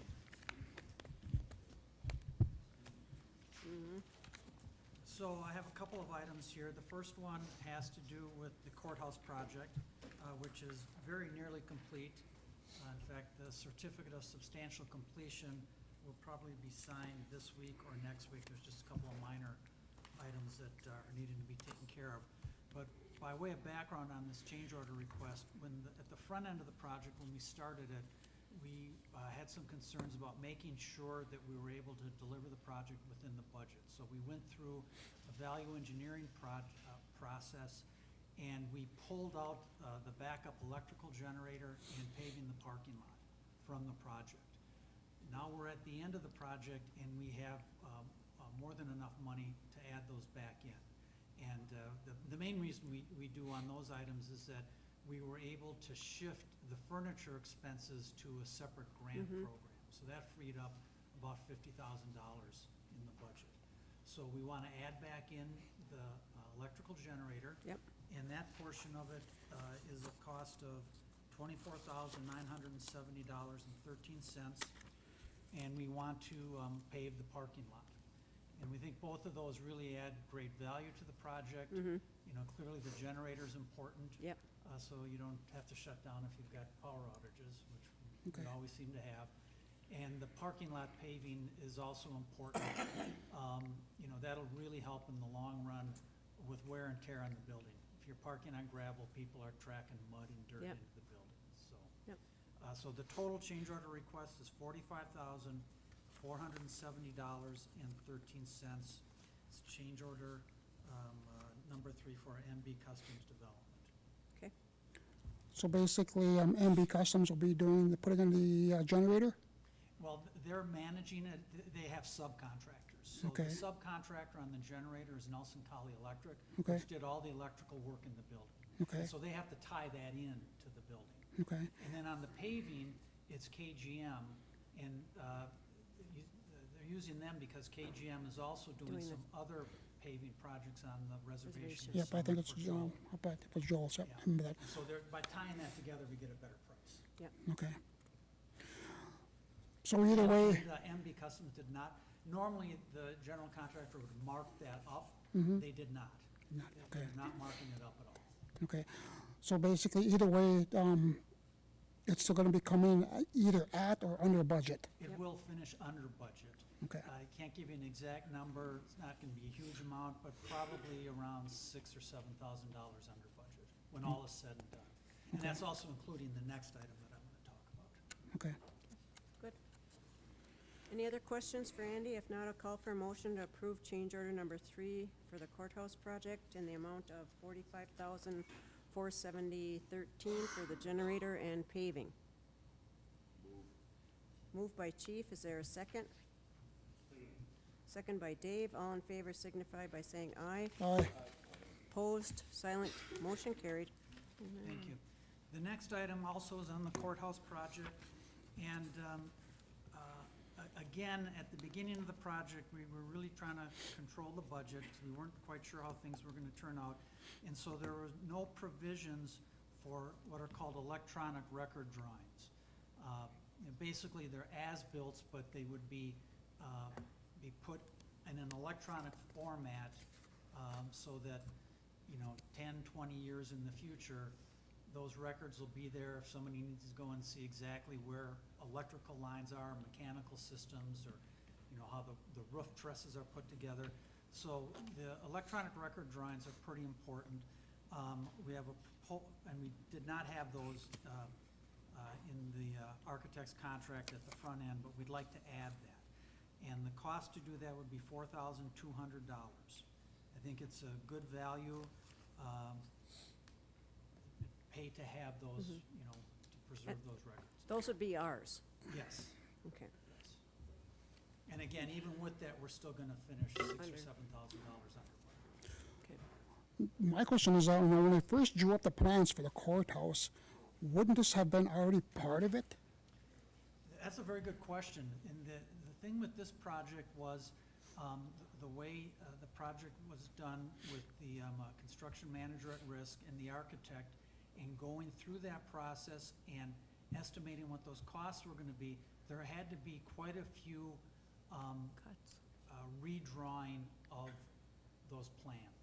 So they started off with a general concept, but once they started working with the builder, a lot of things had to be redrawn based on ideas that the builder brought in to try to reduce the cost. And so there's, basically multiple sets, and then as the project is done,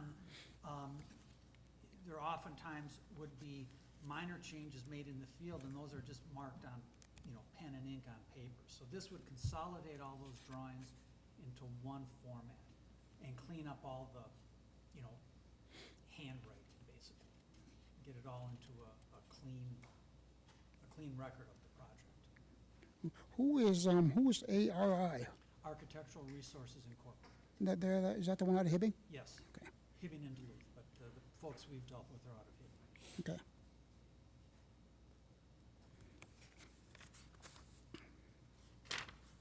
Any other questions or comments for Andy? Not, I'll call for a motion to approve the contract for electronic record drawings for the courthouse project in the amount of $4,200.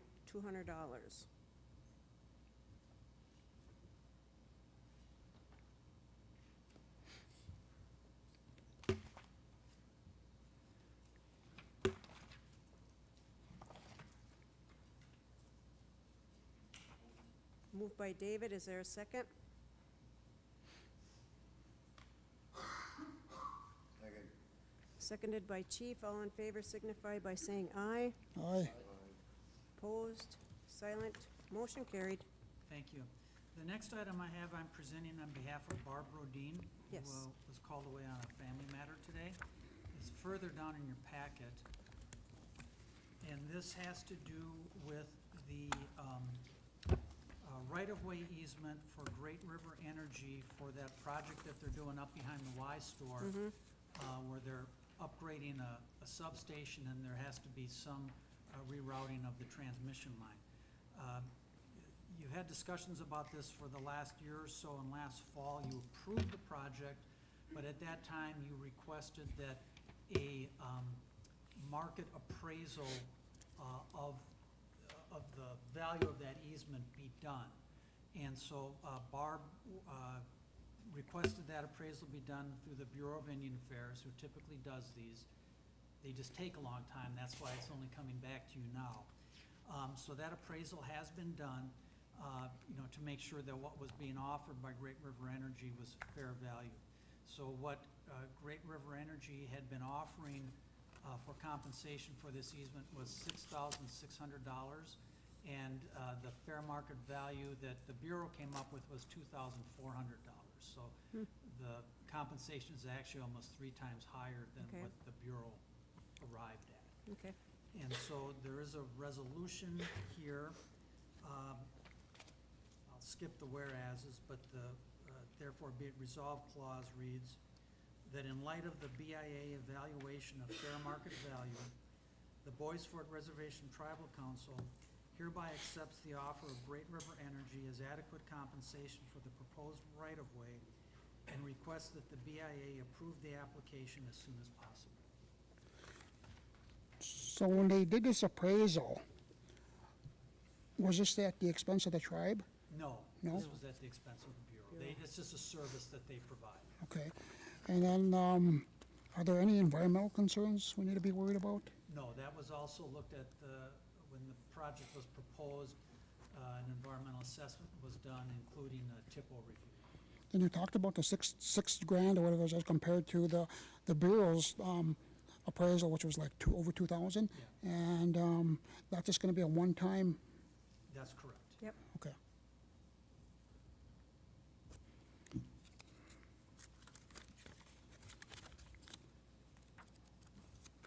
Any other questions for Andy?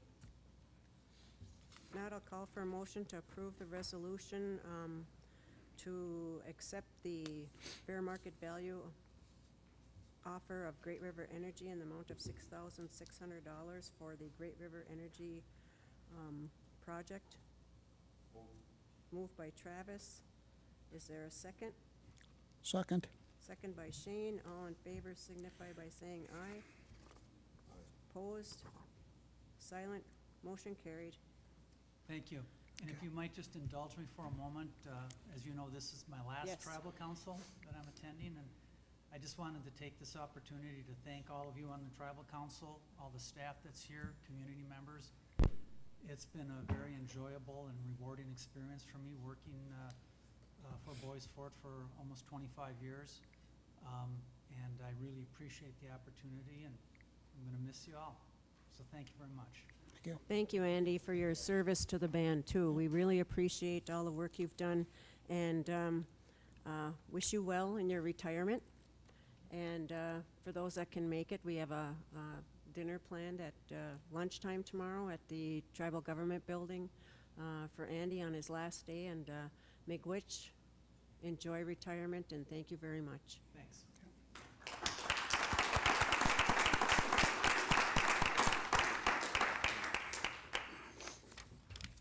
Next, we have have Terry Morrison with a contract for the Minnesota Department of Health, Public Health Emergency Response Grant.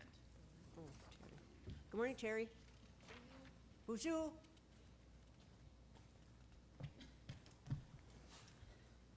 Bonjour. Bonjour. I have a 5-year grant contract with the Minnesota Department of Health for emergency preparedness. This is an ongoing grant we've had for the last 15 years. Is the amount each year, or is that the The total? amount in there is just listed for the first year, and then they amend it every year for Okay. each one, because it depends on what the feds give out. What Yep. the funding is each year? Okay.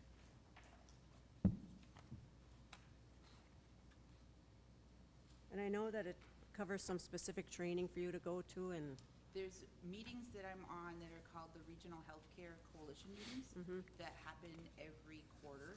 I also participate in our Northeast region with the other tribes and counties. We have a public health specific meeting. This year, our main focus is going to be a big mass dispensing. okay. Remember how we did the M&Ms years Yep. ago?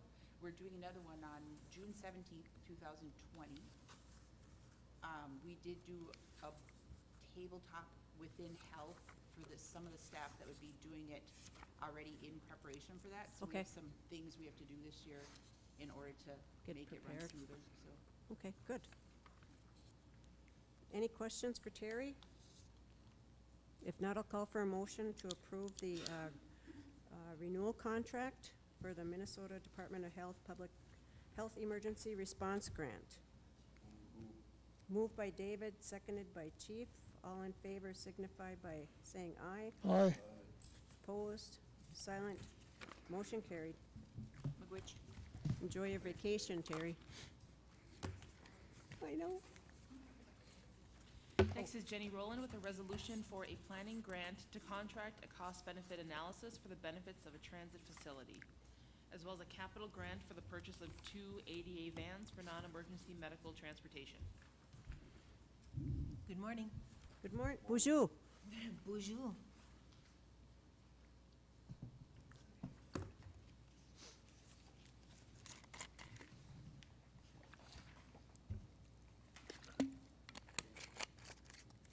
Go ahead, Terry. Or Okay. Jenny. The first resolution is to apply for a tribal transit discretionary grant. We had previously attempted a grant to build a transit facility, but fell short on a cost-benefit analysis, which I found out recently it can be quite extensive. Okay.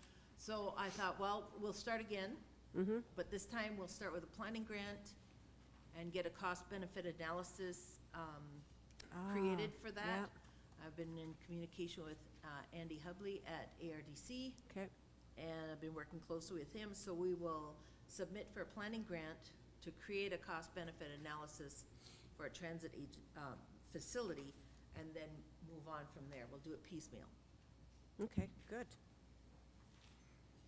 And then you're doing a capital grant for the purchase of 2 Yep. ADA vans? Right, this is the same NOFO through Tribal Transit discretionary funds. You can submit a second project, and 2 ADA non-emergency medical vans is our goal, and Wheelchair accessible? wheelchair accessible. It'd be like one wheelchair can fit in. Yep.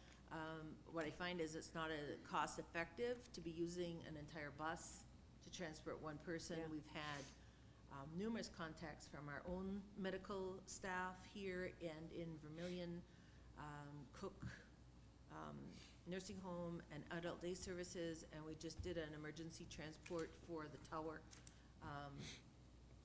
hospice. Oh. So the need is there, we're getting calls constantly, but like I said, it would be more cost-effective if we could do this with a smaller vehicle. Okay. Any questions on the planning grant to contract a cost-benefit analysis for the benefits of a transit facility? If not, I'll call for a motion to approve the resolution. Move. Moved by Shane, is there a second? Second by Dave, all in favor signify by saying aye. Opposed? Silent? Motion carried. Next resolution is for the capital grant for the purchase of 2 ADA vans for non-emergency medical transportation.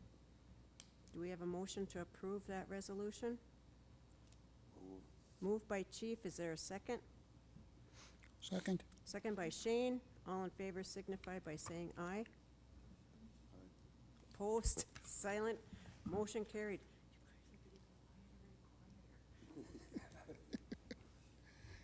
Okay, Jenny, Okay, next. for the next one is the MnDOT grant. We've done this every year, and that's for our operating expenses. And they usually try to fund one route with my revenue account providing 50% of the deficit on the cost. And I'm also going to try for the 5311. That's Yep. operating expenses. I'm also going to try for a 5310 grant through the same agency for elderly persons and persons with disability. So they have operating funds available there, and we're gonna, that's a new grant, and so I'm gonna try to break the ice on that one. Good, Yeah. good. Do we have any questions for Jenny on these two resolutions? If not, I'll call for a motion to approve the first resolution with the MnDOT grant application for 5311 operating funding. Move. Moved by Chief, yes, thank you. Is there a second? I'll second. What? No, just kidding. Seconded by Shane. All in favor signify by saying aye. Aye. Opposed? Silent? Motion carried. All right, miigwech. Thank you. No, we got one more resolution. Oh, we do? Resolution for the MnDOT grant application for 5310 elderly persons and persons with disabilities. Do we have a motion to approve? Move. Second. Moved by Shane, second by Chief. All in favor signify by saying aye. Aye. Opposed? Silent? Motion carried. Miigwech. Miigwech. Miigwech. Next is George Strong, an agreement for PRSS, Public Radio Interconnection Equipment and Services. Who's you, George? Good morning. That agreement's just an update to our equipment that we already have. We've already gone through this twice, I believe. Just renewing it? Yeah, well, they're just sending us new equipment. They just want Oh, a new agreement with the new equipment. okay. Mark checked it over. He said it's fine. Mark checked it over? Okay, Yeah. good. And Any then question? Oh, go I'm ahead. requesting also that you guys allow me to check off on, sign it and send it in. Otherwise, I anticipating they need to change the, Oh, and it would be a little bit. it would okay. take- I see your name's take a on there little anyway. Okay, do we have a motion to approve an agreement for PRSS, Public Radio Interconnection Equipment and Services, to be signed off by George Strong, General Manager? Moved by Travis. Is there a Second. Second by Shane. All in favor signify by saying aye. Aye. Opposed? Silent? Motion carried. Thank you. Hey, George. Miigwech. George, what's going on with the underwriting position? I believe Billy and Miranda were going to meet on it and put it through their job combobulator machine, and it's supposed to spit out a rate, Combobuli. some new Formula. formula or something. Oh, okay. So I'm Okay. still waiting for them to Okay. get back on me on the rate. Okay, thank But you. we really do need that. Yep. Okay. Next is Billy Isham.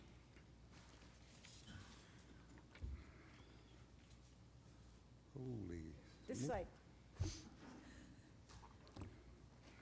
Did you write a book? Kinda, yeah.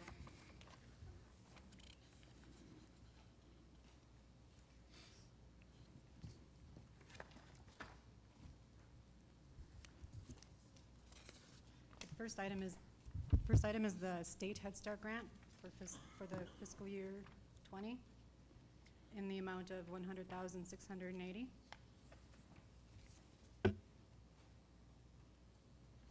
Any changes, Billy, or is it just,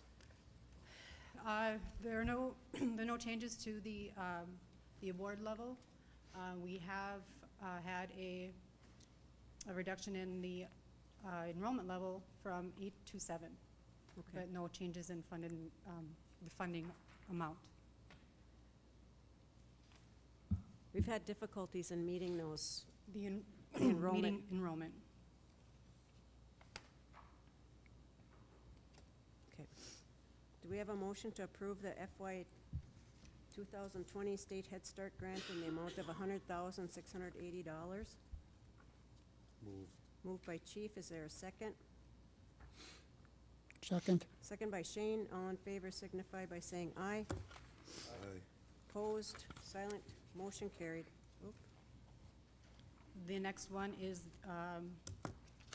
this is a supplemental grant application to the Federal Head Start, Office of Head Start, for repairs to the playground up in Net Lake, to the school playground.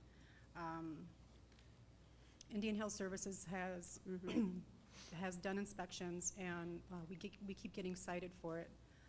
There is a supporting letter in the application itself from Mr. Verichak.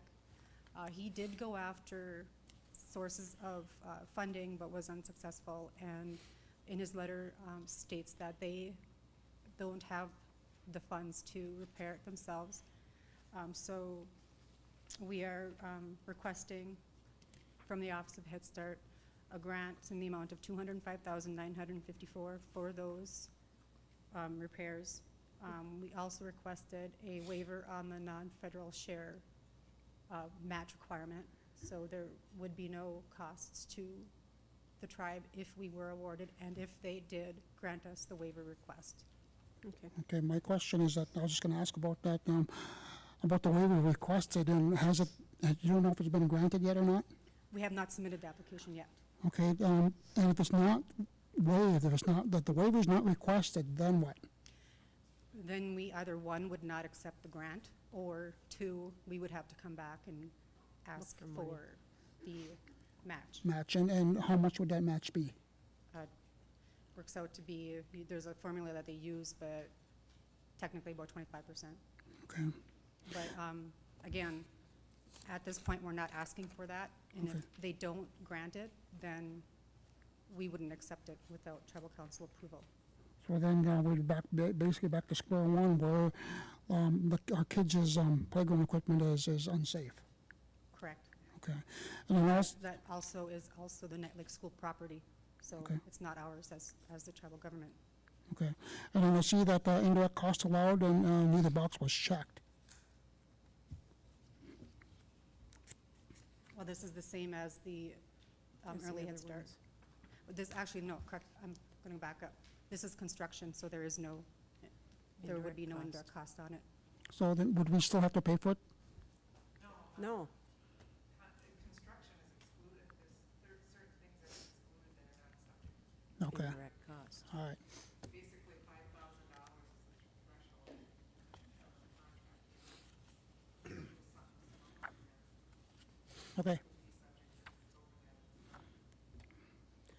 Billy, when will you know if you've received the grant or notification? Do you know?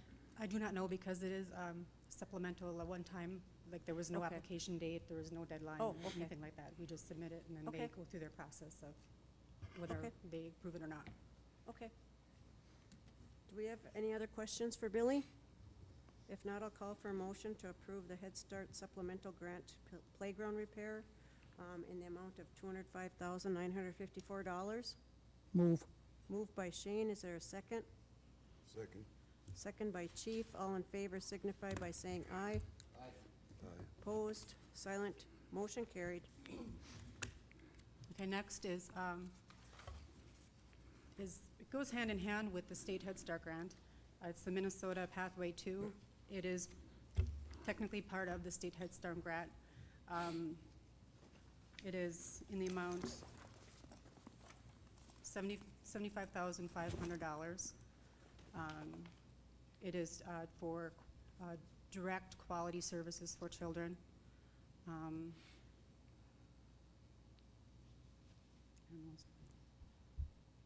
We have to submit it with the state Head Start grant. Okay. So your, the Minnesota Pathway 2 fiscal year 2020 is in the amount of 75,000. Correct? Correct. Okay. 75,500. 500, excuse me. Do we have a motion to approve the Minnesota Pathway? Moved by David, is there a second?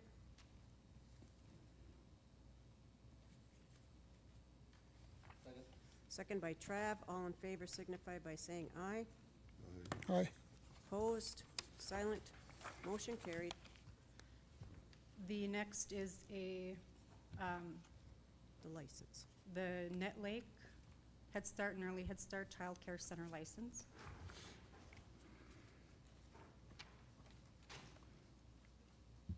It says Vermillion. Oh, do I have them backwards? Oh, I've got Vermillion first, I'm Okay, sorry. I'm sorry. That's okay. We can do Um, Net Lake first, it's on the agenda first, so. Okay, so. We have a motion to approve the Net Lake Head Start and Early Head Start Child Care License. Moved by Travis, Second. second by Chief, all in favor signify by saying aye. Aye. Opposed, silent, motion carried.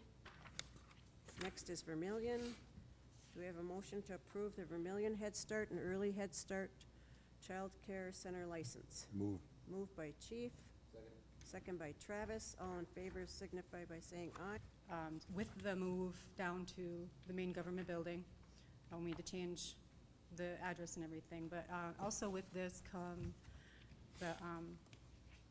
the residency of St. Louis, Coaching, and Itasca. That was a long time ago when used to be a radius of 90 miles of the Bois Forte or Vermillion Reservation, and then they changed to the counties to follow IHS.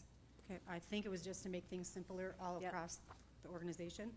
But when we opened up the urban offices, we didn't, I think that we should open this up to the urban everybody. offices. So that's, would be the change in number 2, the residency, just eliminating that, and then instead saying that you receive direct services out of the Net Lake workforce, Duluth urban or Minneapolis urban offices. And the reason we say that is because we want them to come physically in to fill out the form, because in the Net Lake workforce, then we'll be able to determine if they have other needs that could be we could- used. But also in Duluth and Minneapolis, Jackie and Wendy, they know in their area The resources. the resources, but with our procurement system, where they can receive their services. Okay, So, and we don't in Duluth and in the metro area. Okay. So that's why we want them to come in and receive direct services. so people in the Minneapolis Duluth offices can go into those offices, band members in those areas can access the direct employment. Right, yeah. This is really good, because it's opening it up more. Right, I mean, and it will deplete the funds Fund. faster, but it also opens it up to more band members though. Yep. So, and then the only other change are just technical, as changing the name and address. Addresses, fax numbers, and. Correct. Do we have a motion to approve the direct employment guidelines? Actually, I just got a Oh. question. Oh, go ahead. Looking at the second page here, if you look at down at basically the last paragraph, the program will help with uniforms, work clothing, work boots, shoes, tools, gas, auto expenses, excluding routine maintenance, cosmetic repairs, and/or loan payments, and childcare. What are the income guide? Is there an income guideline for this? No. No? The,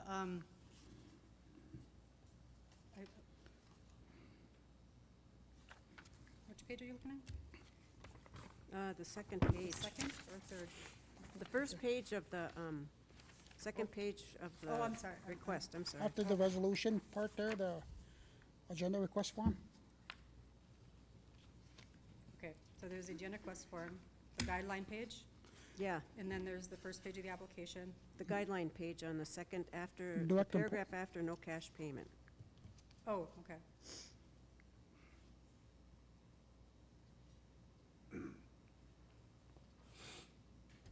There's no, okay, no, there is no income guideline. Okay. That was your question. Pretty much, they're restrictive in what types of assistance they can get, but they also have to apply within 30 days of employment, because the intent is to kind of be that buffer between when you first get hired and your first paycheck. So that's why we probably require that 30 days. Mhm. After that, you should have an income stream coming in, because it's not an emergency type program. Mhm. You should, after 30 days, have your income coming in, so you should be able to pay for your gas, your childcare, those kind of things. Okay. Any other questions? If not, I'll call for a motion to approve the direct employment guidelines. Moved by Travis, is there a second? Second. Second by Chief, all in favor signify by saying aye. Aye. Opposed, silent, motion carried. Okay, the next is a sole source request for expanding the circle training. It's on-site. It is provided by the University of Minnesota. When we wrote the ANA grant iLead program, we did some research, and this was the curriculum that was chosen because it does integrate culture into the lessons. And this second page is the proposal that they submitted, and it does provide for up to 10 participants. And that would be, I would invite the Boys and Girls Club, and it would be the iLead who you met today, the project coordinator, and I'm not sure what staff from Northwoods would be able to attend, but that would be, we would want those other people to come, because after the grant ends, we want to have a way for sustainability of what is being taught. So Yeah. that would be the purpose of having on-site training. The amount of the training is $6,952. Any questions? If not, I'll call for a motion to approve the sole source request for expanding the circle training in the amount of $6,952.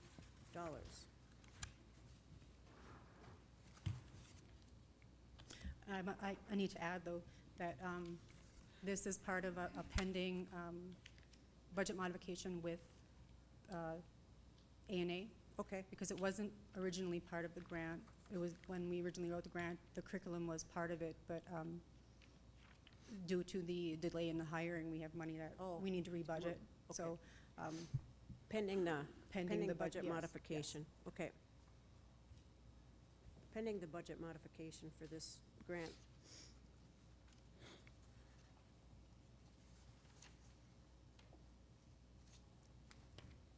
Is that Dave? Motion to approve made by Dave. Is there a second? Second. Second by Chief. All in favor signify by saying aye. Opposed, silent, motion carried. And the last item is also pending the budget modification. When we originally wrote the grant, we were located in the Lake School, and we had a copier. And so I got, Randy went and got 3 copiers, so we are including in the budget modification major purchase for a copier in the amount of $12,463, and that will be located in the planning suite. I don't know, do you guys, I don't know if we call them suites down there, planning area. Okay. I don't know. Your new office. On the wing, I don't know. Any questions for Billy on the copier? So this, it was listed at $31,362, and then the Bois Forte price is $12,463. Am I reading that correct? Yeah. Okay. The And then amount will be $12,463. which programs are paying for this? This is coming out of the ANA grant. Okay. And then once the grant ends, then the monthly cost would be picked up by my program, because my program is what paid for the copier up at the Net Lake School. Okay. Any questions, other questions? Now I'll call for a motion to approve the sole source request for purchase of copier in the amount of $12,463 from Excel Business Systems.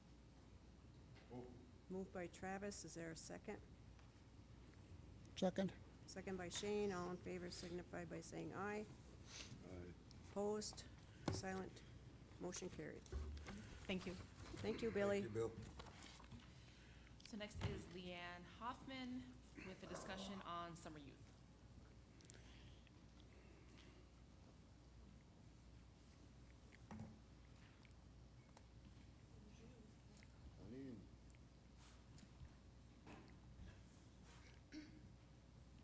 Bonjour.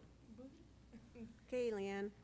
So this summer, we're able to hire 6 summer youth, 12, sorry. 6 in Vermilion and then 6 in Nett Lake. Of those 6, we'll have, or 12, we'll have 10 hired under RTC dollars. Okay. And then 2 are hired under the WIA dollars, which are for our at-risk youth. Okay. That's how they're eligible under there. Currently, they are in the pre-employment drug testing stages, so Okay. we tentatively have them set to start on Monday, depending on passing their tests. So we've got them stationed again as interns. So, the different departments up in Nett Lake, and then there's just a few departments here in Vermillion, because Okay. there's not many offices, but we've had people willing to take them, which is awesome. So they'll go for 8 weeks. So start Monday and then end the first week in August, I believe. So the selection process is they're given a deadline. I think it was like May 10th was the last day that they could For apply. applications? For the application. I send them to all of the schools. I post it around the community and the offices. So then every time they come in, we stamp them at the date we got them. So those that trickle in after, we can hire them if there's positions available. But so then I separate them on the age because the eligibility is oldest to youngest. And then, of course, to be hired under the tribal dollars, they have to have that 2.0 GPA. If they don't have it, I ask if they have an IEP on file, anything, something from the school. Yep. And then we're able to hire them under RTC dollars. Okay. Otherwise, they refer them to the WIA. WIA. Yeah. So, What are the WIA guidelines? the WIA Similar? guidelines, they're at risk, so they don't have to have the 2.0 GPA. Okay. They don't even, one of the guidelines also is they can't have any juvenile delinquency records. And so, under WIA, we can forego that as well. Okay. Because they're at risk and we want to help them. Okay. What do you want? That was good. Oh, that's what you wanted? That's what I wanted to hear. Okay. Thank you, Yeah. Miigwech. Okay.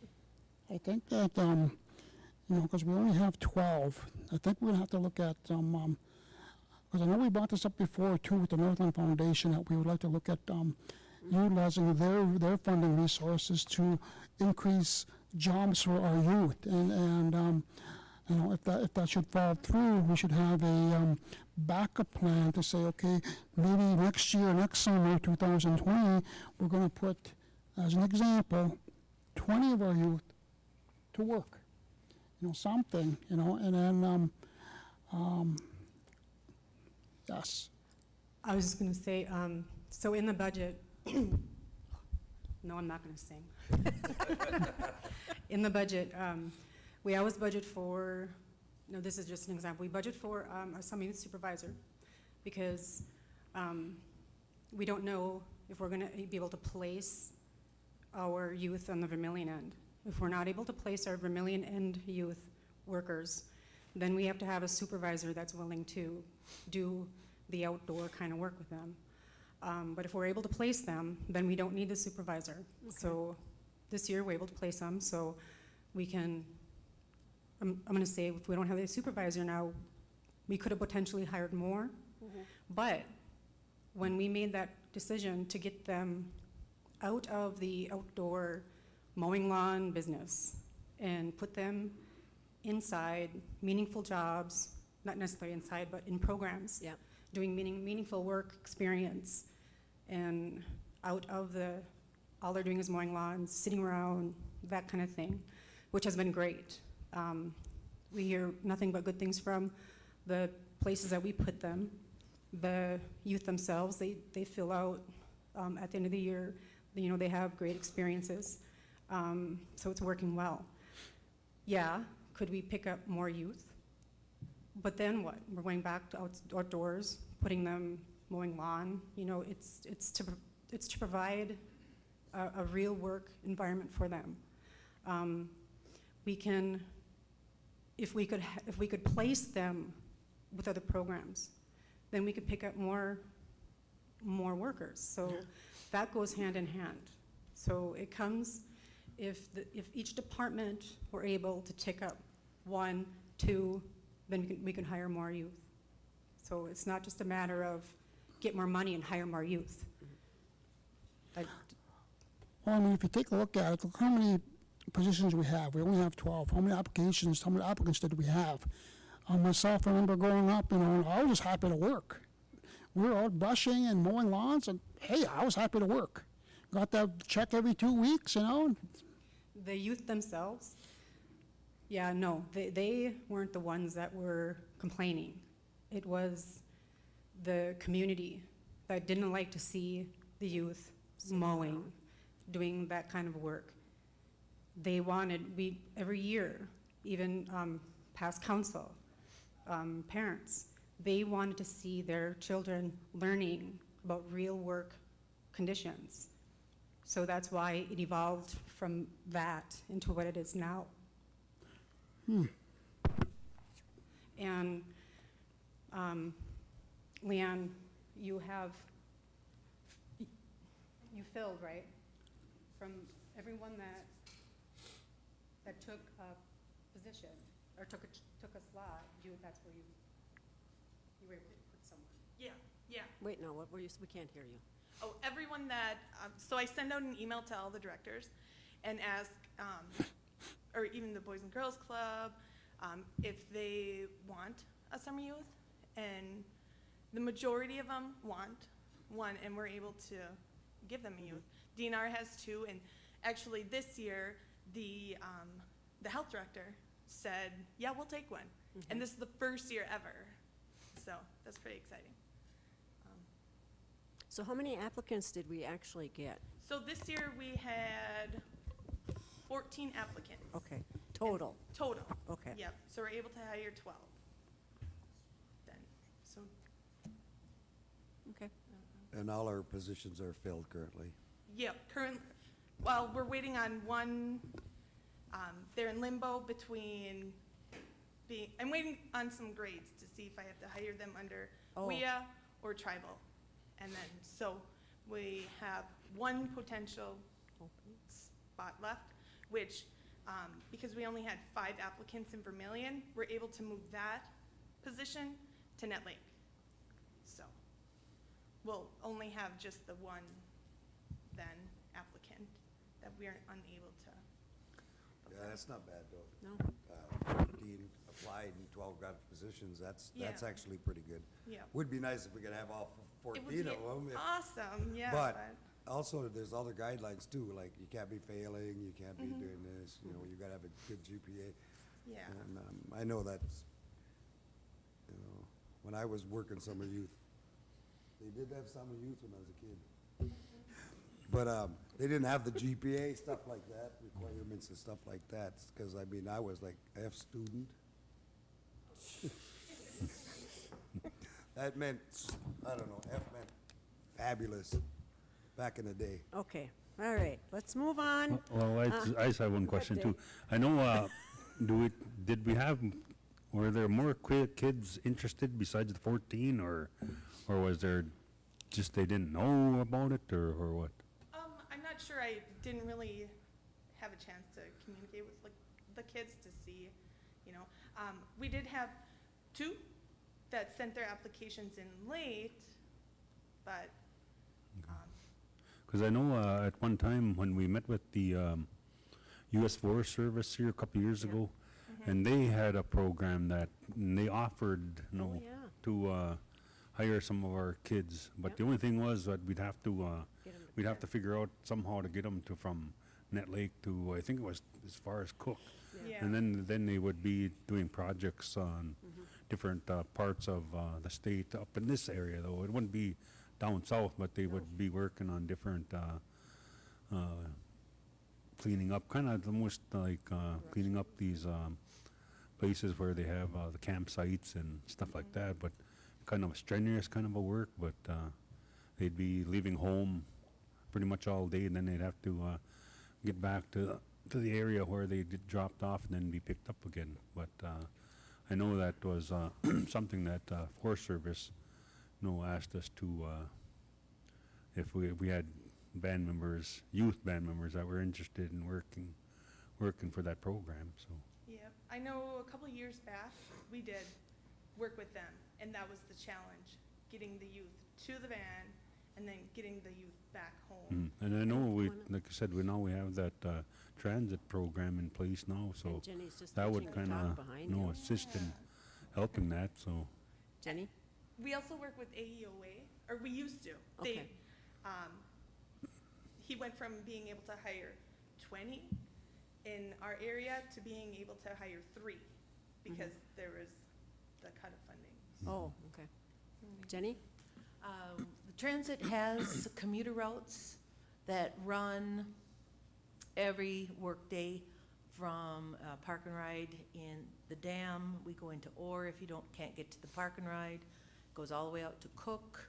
We go to Cook twice a day, actually more than that because every Fortune Bay route goes through Cook also, so that's 3 times a day. The Virginia route goes 6 days a week and it goes through Cook twice a day. There's a lot of transportation coming from Net Lake and Vermilion going through Cook. So let's not let transportation be a roadblock or an issue because it no longer is. Yep, good. That's a new resource that we never had before, so that's great. And Oh, here again, comes and, Darren. And again, I know that when I was, you know, a young kid once, and I worked on summer youth every year that after I turned 13 and was able to work, and I enjoyed that, and you know, I worked every day and never missed no work, but I remember there was a lot of us kids that started the program, and you know, towards the middle of summer, we'd just be a handful of us working because some of the other kids would quit and end up quitting and not wanting to work, and but I don't know how anybody can survive without a job. I mean, I just can't see that. I mean, because there's job opportunities out there. You just gotta get up and go get it. But I'll turn it over to Darren. So. Darren? I remember sandbagging the dam and picking berries in the woods with Chuck. But I have a question. You have money to hire 12 kids, is that correct? Yep. Is it a possibility for the other kids that want to work to do volunteer work, to get job experience? Because that's the most important thing, I think, is getting them out there and learning how to work, you know. Maybe those kids that don't have the GPA can do the outdoor work. I think that would be a. But keep them busy, you know, like, hey, we got this volunteer program too.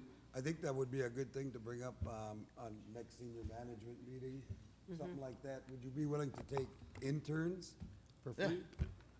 You know, the other option is Fortune Bay does hire 16. Is it above 16 and older during the summer months. All the time. Yep. Oh, all the time. Yeah. Okay, the year round then, I guess I take that back.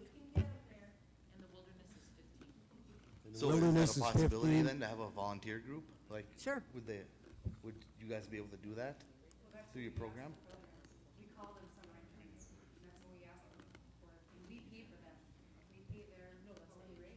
Yeah, but to have the kids that, you run out of money, so you can't pay everybody. Is there an option to just have people that would want to come work for you without getting paid?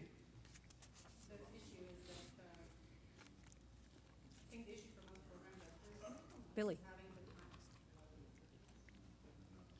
I think the issue for most programs is having staff have time set aside to supervise and direct the youth themselves. So, they're taking on one. I mean, it's not an expense to the program as it is.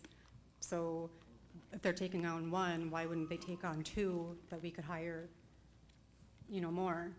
Why are they going to take on someone that's just volunteering if they have the ability to take on two and they just tell us one? Does that make sense? I don't know if I'm making sense or not. Kinda. If Did all the slots get filled that you requested? when we sent that email out and we said, hey, can you take on a summer intern? Would you be willing to? Everyone that was willing to and able to got back and we filled them. Oh. And then there was two that you couldn't put in. Well,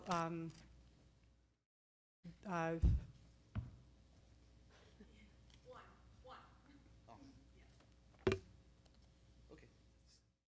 This is an idea for volunteers too, so. Yeah. Thank you, Darren. Okay, thanks, Leanne. Miigwech. Pammy?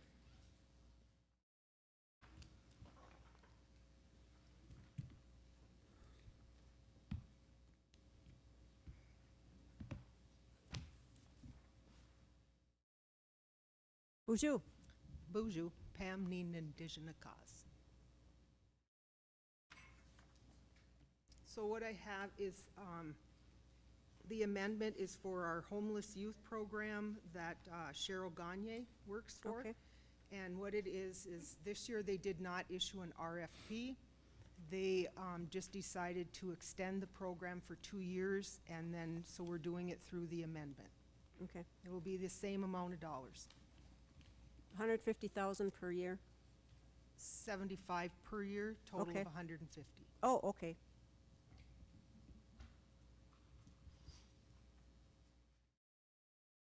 Any questions? If not, do we have a motion to approve the Homeless Youth Act contract Move. extension? Moved by Chief. Second by David. All in favor signify by saying aye. Aye. Opposed? Silent? Motion carried. Thank you. Miigwech. Miigwech. All right, so next we have the donations committee.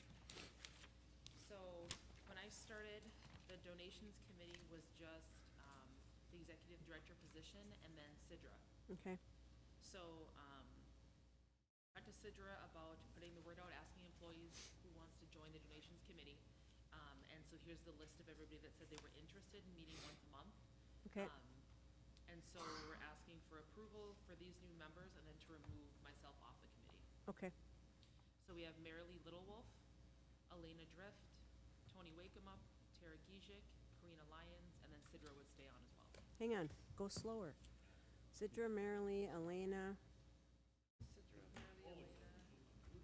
No, I've got it here. Tony Wakemup Okay. and Tara Gijik. Okay. Did you say Karina? No. Okay, Karina.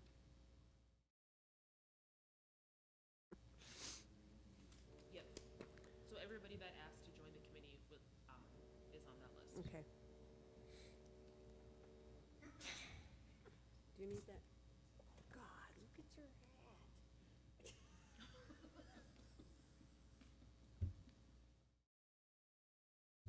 Do we have a motion to approve the new members of the donations committee, which would be Marilee Littlewolf, Elena Sherman, Tony Wakemup, Tara Gijik, and Karina Lyons, and removing Jenna off the committee, Jenna Letty? Moved by Travis, second by Dave. All in favor signify by saying aye. Opposed? Silent? Motion carried. Thank you. So next is, we had the MCT delegates. We've had some people resign their positions. And after talking with the current MCT delegates, it sounds like we have 10 positions. And we have not had all 10 positions at each meeting yet. So we wanted to open it up again for people to apply for the positions. So So we did receive 2 more applicants, and so we're looking to approve them to become MCT delegates. So the first one is Joel Bourget, and the second one is Stan Day. Okay. Do we have a motion to approve Joel Bourget and Stan Day to the MCT delegates? Move. Moved by Shane. Is there a second? Second by Chief. All in favor signify by saying aye. Aye. Opposed? Silent? Motion carried.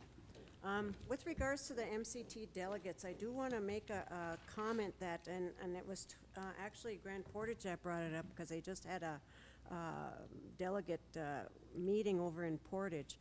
The purpose of the delegates is to come up with a way to educate our Bois Forte delegates are to come up with a way to educate our band members on the MCT Constitution. It's not to revise the Constitution, it's to educate them on the Constitution. And we're finding that even with the MCT delegation as a whole, they don't really understand that. They really need some direction and education on what their roles are. In talking with some of the tribal leaders over the past week, I'm going to be asking Gary Fraser to do a educational session with all the MCT delegates as to exactly what their role is, because there's just confusion. And for Bois Forte, we need a meeting with our delegates to have them say who's going to be in charge and who's going to do what, because there's some confusion with regards to that aspect. So we'll get everything settled and situated, but just so you know that we will be trying to do that in the near future shortly. With that, do we have a motion to adjourn? Move. Moved by Chief. Is there a second? Second. Second by Dave. He was trying a second. All those in favor signify by saying aye. Aye. Aye. Opposed? Silent? Motion carried. McWitch, thank you all for coming.